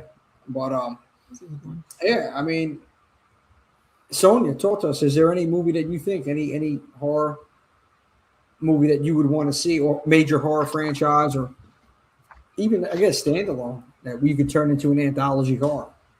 Well, I mean, I mentioned Sinister, but that's right, you did. I'm sorry. Yeah. But I don't know. See, the ends thing threw me off. The ends thing. No, I get it. I get it. Okay. Yeah, I can't think of any other one though.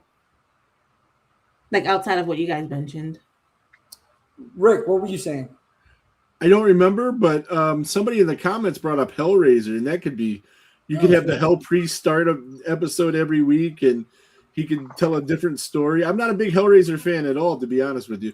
I like the first movie, but you could do a lot of different things with it, and they could see that going on an anthology movie. That's true. Oh, Tony Massari. Yeah, Tony. Yeah. Hellraiser every week. Yeah. Oh, man, that's great. Mm-hmm. So I was going to bring that shit up earlier, and it's just like, dude, you could literally have them in different worlds. Because that's the thing is, like, you look at, like, the Leviathan and where the Hell world exists, and you could literally have, like, it doesn't even have to be human. Like, this is touching do anything with that. all forms of reality, and they're just missing out on that shit. Yeah. What about Final Destination? I don't know. I guess the whole fucking franchise is like Yeah. The whole franchise is in fact just fucking like It's just gotten too contrived, man. It's gotten too contrived. Like it's like playing mousetrap. Like this has to come down for this, for the. Like it got too much like that, man. Let's get back to let's get some balls with it and just have some dope kills happening in creative ways without the contrived nature of the way the kills are. And I mean, people love Final Destination and everything. I love it too, but when it's too contrived and all of this type of stuff, it just gets insulting. For me, at least. I don't know. I'm an airhead, so I don't know. Bloodlines literally killed Rotten Tomatoes for me. Like seeing that have like a 95% rating or whatever it was, and then I watched the film. Like that was a piece of shit movie. I'm sorry, it was not good. Not good at all. Again, it's one of those movies that aren't good, but I still had fun with it. I haven't gone back to Rotten Tomatoes since then. Like the CGI was an immediate turnoff. Like that was horrible with the tower. Horrible. And the train at the end or whatever. I'm like, oh, that was terrible. Yeah, that was terrible. We've gone so far, strayed so far away from the second one. I mean, the logging truck is like the core memory for a lot of people. Yeah, traumatized people to this day. Driving behind that on the road, exactly. And the plane. We've gone from that like such a. That was the modern day Exorcist. That was the way it traumatized people. That was the modern day Exorcist. 2002, whatever it was. 2002. That was the Exorcist. That's a Bloodline. No, they're not, Rob. The thing I like about the Final Destination movies is that they do find every movie, they have different ways to kill people.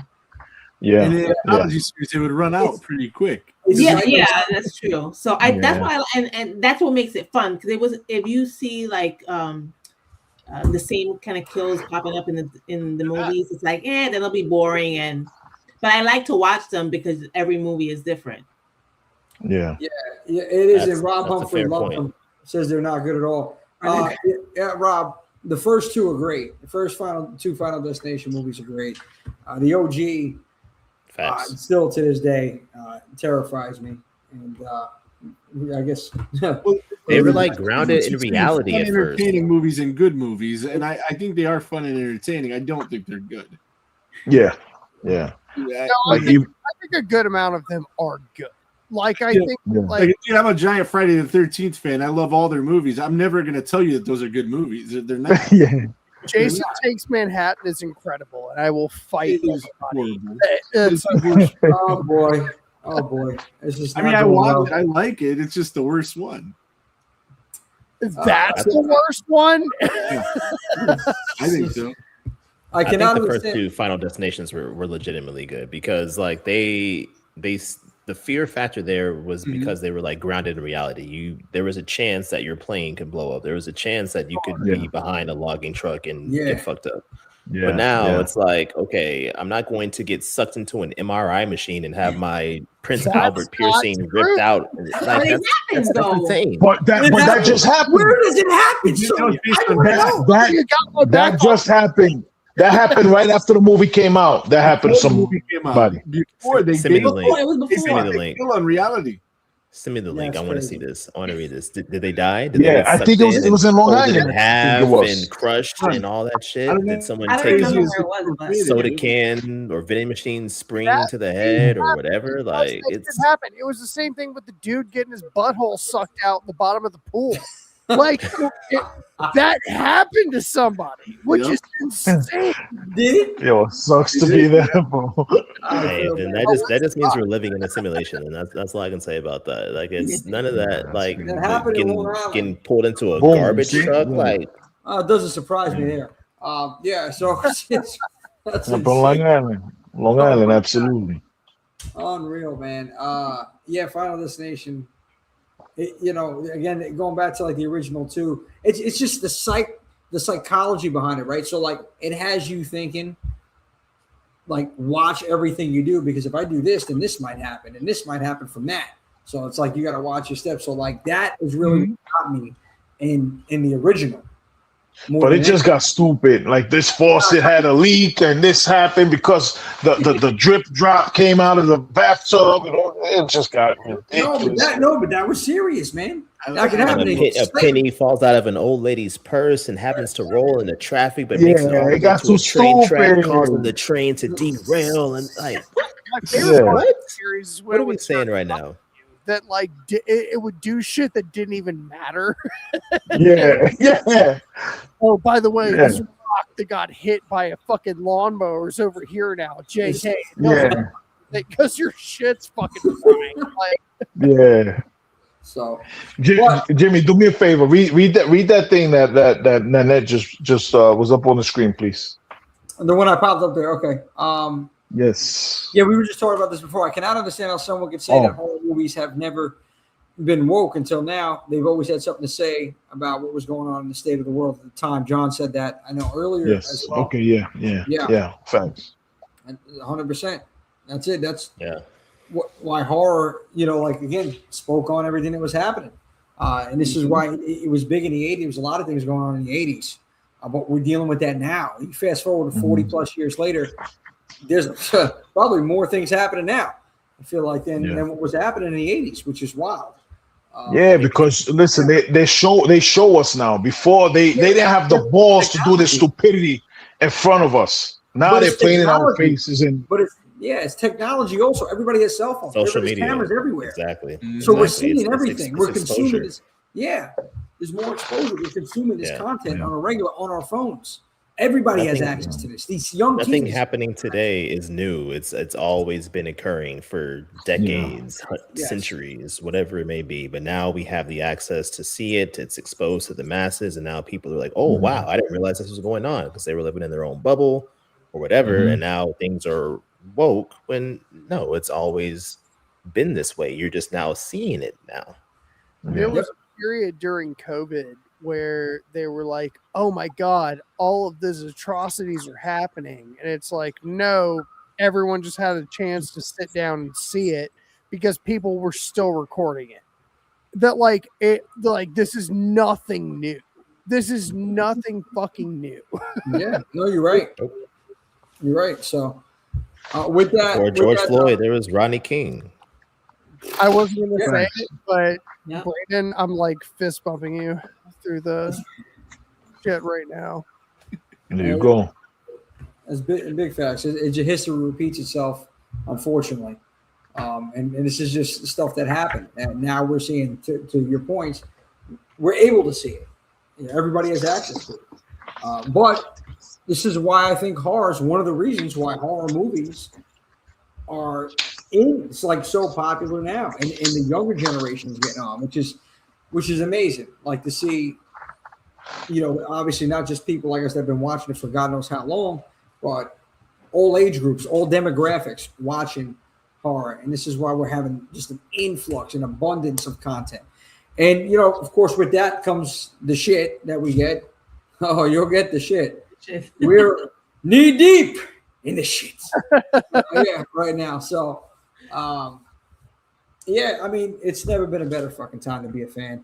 I appreciate everybody on here. I know we're running, it's 3 hours almost here. So I'm going to wrap it up. Friday night, Friday fan free for all, Anthology Horror. Everybody in the chat, we love you. We appreciate all that. Thank you love so and much. support. Go around the room. Everybody drop a little plug. Start with Slick Rick. Go ahead. Whole damn enchilada. Right on. What's up? So we go live Thursdays at 7:00, Facebook and YouTube. Check us out. We're not on iTunes because I'm too stupid to put us on there because I don't know how to do it. But you can check us out on Facebook and on the YouTube. And this week we are having some director on. He did Sweet Meats. Anybody heard of that movie? It's a trauma movie. I don't know nothing about it. We interviewed Ricky. We interviewed Ricky Glory. Yeah. Him and a couple of other people involved in that movie and whatever they're working on now. They're going to come on and talk to us on that. And we just just bullshit. We talk a lot of we review movies. We don't get too serious with it. We play games. We joke. And once in a while, we have guests on. Yeah, check us out Thursdays at 7. It's a good time. Hold them enchilada, everybody. Hold them enchilada, Thursday, 7 o'clock. Slick Rick. John, talk to us under the floorboards. I think we're kind of cool. Okay. He's smart enough to put his stuff on iTunes. He knows how to do it. That's where it is. You can check us out on all streaming platforms. We have some really cool interviews with horror legends and shit like that, but we're mostly comedy based. We've got some really cool shit coming out, and if you are done funneling money into the machine, we can definitely tell you the movies that you should be watching. Love it. Oh, also, you should go watch Ember, because we're almost to 5,000 streams right now, which is like super fucking cool that keeps climbing. And all that is doing is funneling into our new short that we're doing. Fantastic film, Ember. Everybody check out Ember, Under the Floorboards, Ember. It's on their YouTube. And check out everything else they got going on, because they have some amazing conversations. These are two funny motherfuckers, man. It's just a lot of fun watching them. Check them out. I was introduced to John by watching you guys, and then when I heard he had his own podcast, I started following him on there. And Network, man. I made here. You should do it on our channel. Yeah, absolutely. I think you need a countdown clock to the award show. I'm excited about that. Yeah, man. I'm looking forward to it. Announcements coming in August. Okay, can't wait. Coming in August. Yeah, no, can't wait, man. Great stuff that you guys are doing. So I appreciate you, Slick Rick, as well. Hold Aim Enchilada. Brendan talked to us. Terrific. Yeah, Terrific. New episodes every other Tuesday. So the next one will be not this upcoming Tuesday, but the one after that. The current season, going through Stephen King adaptations. Prior seasons, season 1 was going through the Saw franchise, ranking every single trap there. Season 2 was Horrible Host and Haunted House Guest, talking about different movies that have ghost killers or whatever that deal in like a home setting. So Midsummer, The Conjuring 1 and 2, X, things like that. Season 3 went through the VHS franchise, ranked every single segment top to bottom. Yes, indeed.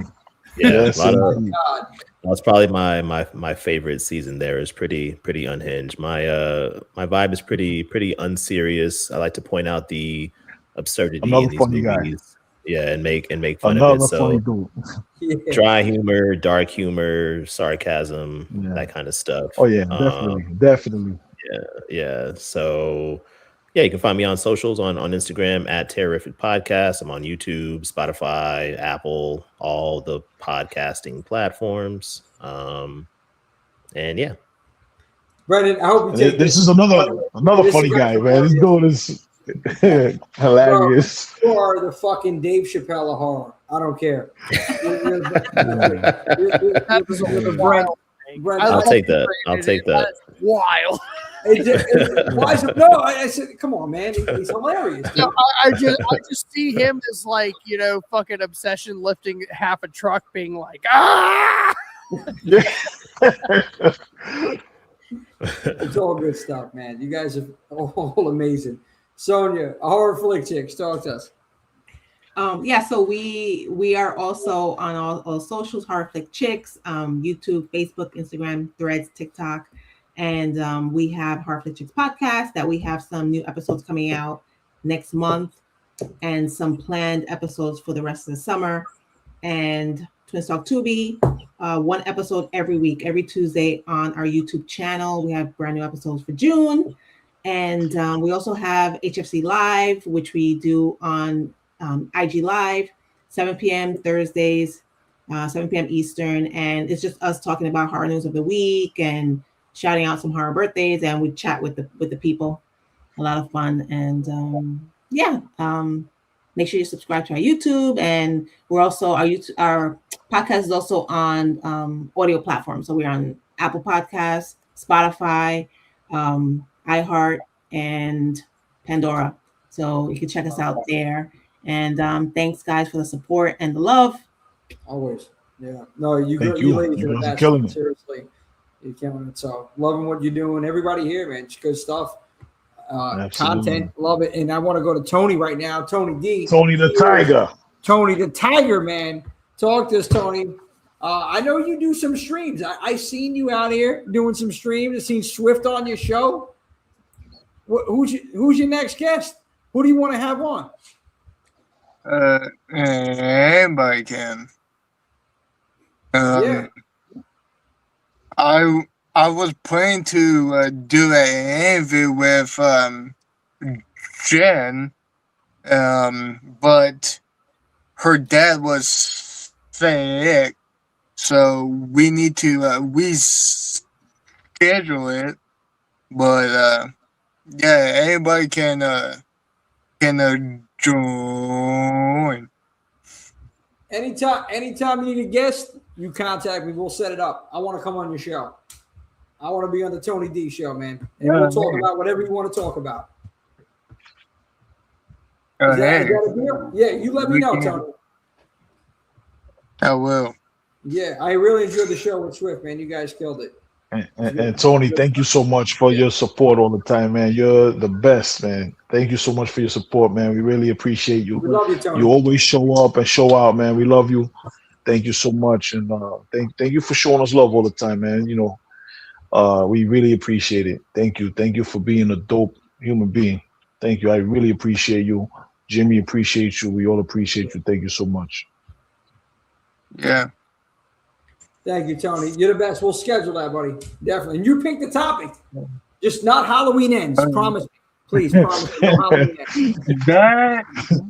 Halloween ends. That movie was trash. Thank you, Tony. Yeah. I was hoping that you said that, please. Okay. Thank you. Yeah, there's no Halloween ends. Anything else is fine. That's it. So Tony D, man, he's huge horror fan and a community supporter. We love you, Tony. Thank you. Pop on that show. You broke Rob Humphrey's heart, Tony. That's what he says. Don't worry about Rob, though. He doesn't. It's okay. He'll get over it. He'll get over it, Tony.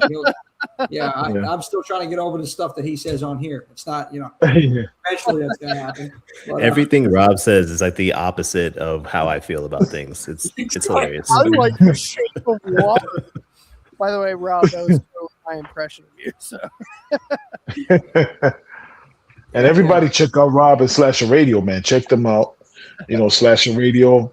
They are always on top of everything. Rob, he does his show about Nicolas Cage films, and he also he moved it over to Willem Dafoe for a little bit.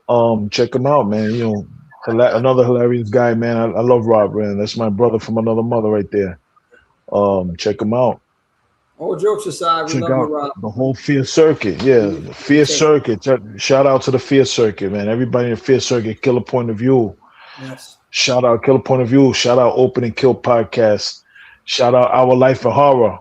Love you guys. Sam and Brandon. A and B, Aaron. Everybody in the Fear Circuit, man. Horror Flick Chicks in the Fear Circuit. We got Hungry for Horror, Matt Griffin. He's a little MIA right now. But much love. We got Blake and the Eggs. I'm sorry. Yeah, Blake. I was just thinking. Most recently, what's his name? The son of a slasher, Sean, the Sugar Daddy. Sean, the Sugar Daddy. Sugar Daddy, Sean Love from up above, baby. Let's go, Sean Rhodes. Everybody check out Sean Rhodes, man. He rocked out on the show. last week when we had Eddie Pagan from Latin Horror, and Sean Rhodes joined us. Check him out, Sean's Horror Corner, all one word, on YouTube. He's also on IG. He's on I believe he's on Facebook. He's on TikTok. Sean's Horror Corner, all one word, SEANS Horror Corner. Check out Sean Rhodes, man. Good dude right there. Listen, there's so many dope content creators. Everybody's doing their own thing, and everybody's just bringing something special. You know, everybody is bringing something special to the table. Sean Rhodes, man, incredibly detailed in his film reviews and his franchise reviews. You know, he collaborates with other content creators as well to bring you these franchise reviews and things like that. I was on the show actually last week. Well, this week I was on the show. I was on the show Tuesday night. We did a live stream talking about It Feeds, and it was a lot of fun, man. It was I had a ball. It was amazing, man. I had a good time, man. It was a lot of fun. We gotta get a game going again. We gotta get like a trivia game or something going again. It's been a while. It's been a while. Not that trivia. We gotta just make up for that trivia game. I just put that to bed. That's done. We gotta devise our own or a different kind of game for sure that we can pop on here with everybody and with the Fear Circuit in general. So great, incredible group of content creators and human beings. More importantly, man, you guys are all amazing. Yeah. I'm just happy that we have this, because in any community, there's toxic individuals, but we have just a solid group here, and talented, positive people. Yeah, 100%. The best. Everybody's the best at what they do. Everybody's the best at what they do. Different. What you said, Swift. Everybody brings something different to the table. Has your own takes on it, which makes things. Pictionary. I'm gonna draw Rob, just for you. I'm gonna draw Michael Myers just stabbing you in the picture, just like. Hey, leave Rob alone. I'm gonna draw a tube with a dude who can clearly swim for The Shape of Water. My goodness. Jason Voorhees, hello, and we're signing out, Jason, but we appreciate you jumping on, man. Go back to the link. What's up?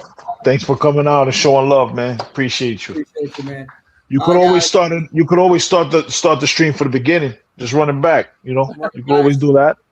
Leave some comments. Everybody like, subscribe, please. And please follow everybody on this panel.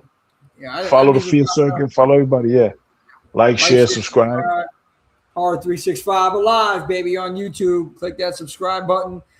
We finally changed the Instagram name. It's now horror.365. So I got the handle there because it was horrorheads365. Now it's horror.365. So a ton really coming up. We got the prom event coming up June 20th. We are going to be having go ahead, that I'm sorry to cut you off, but that was the other anthology I wanted to mention. Prom night anthology. Yeah.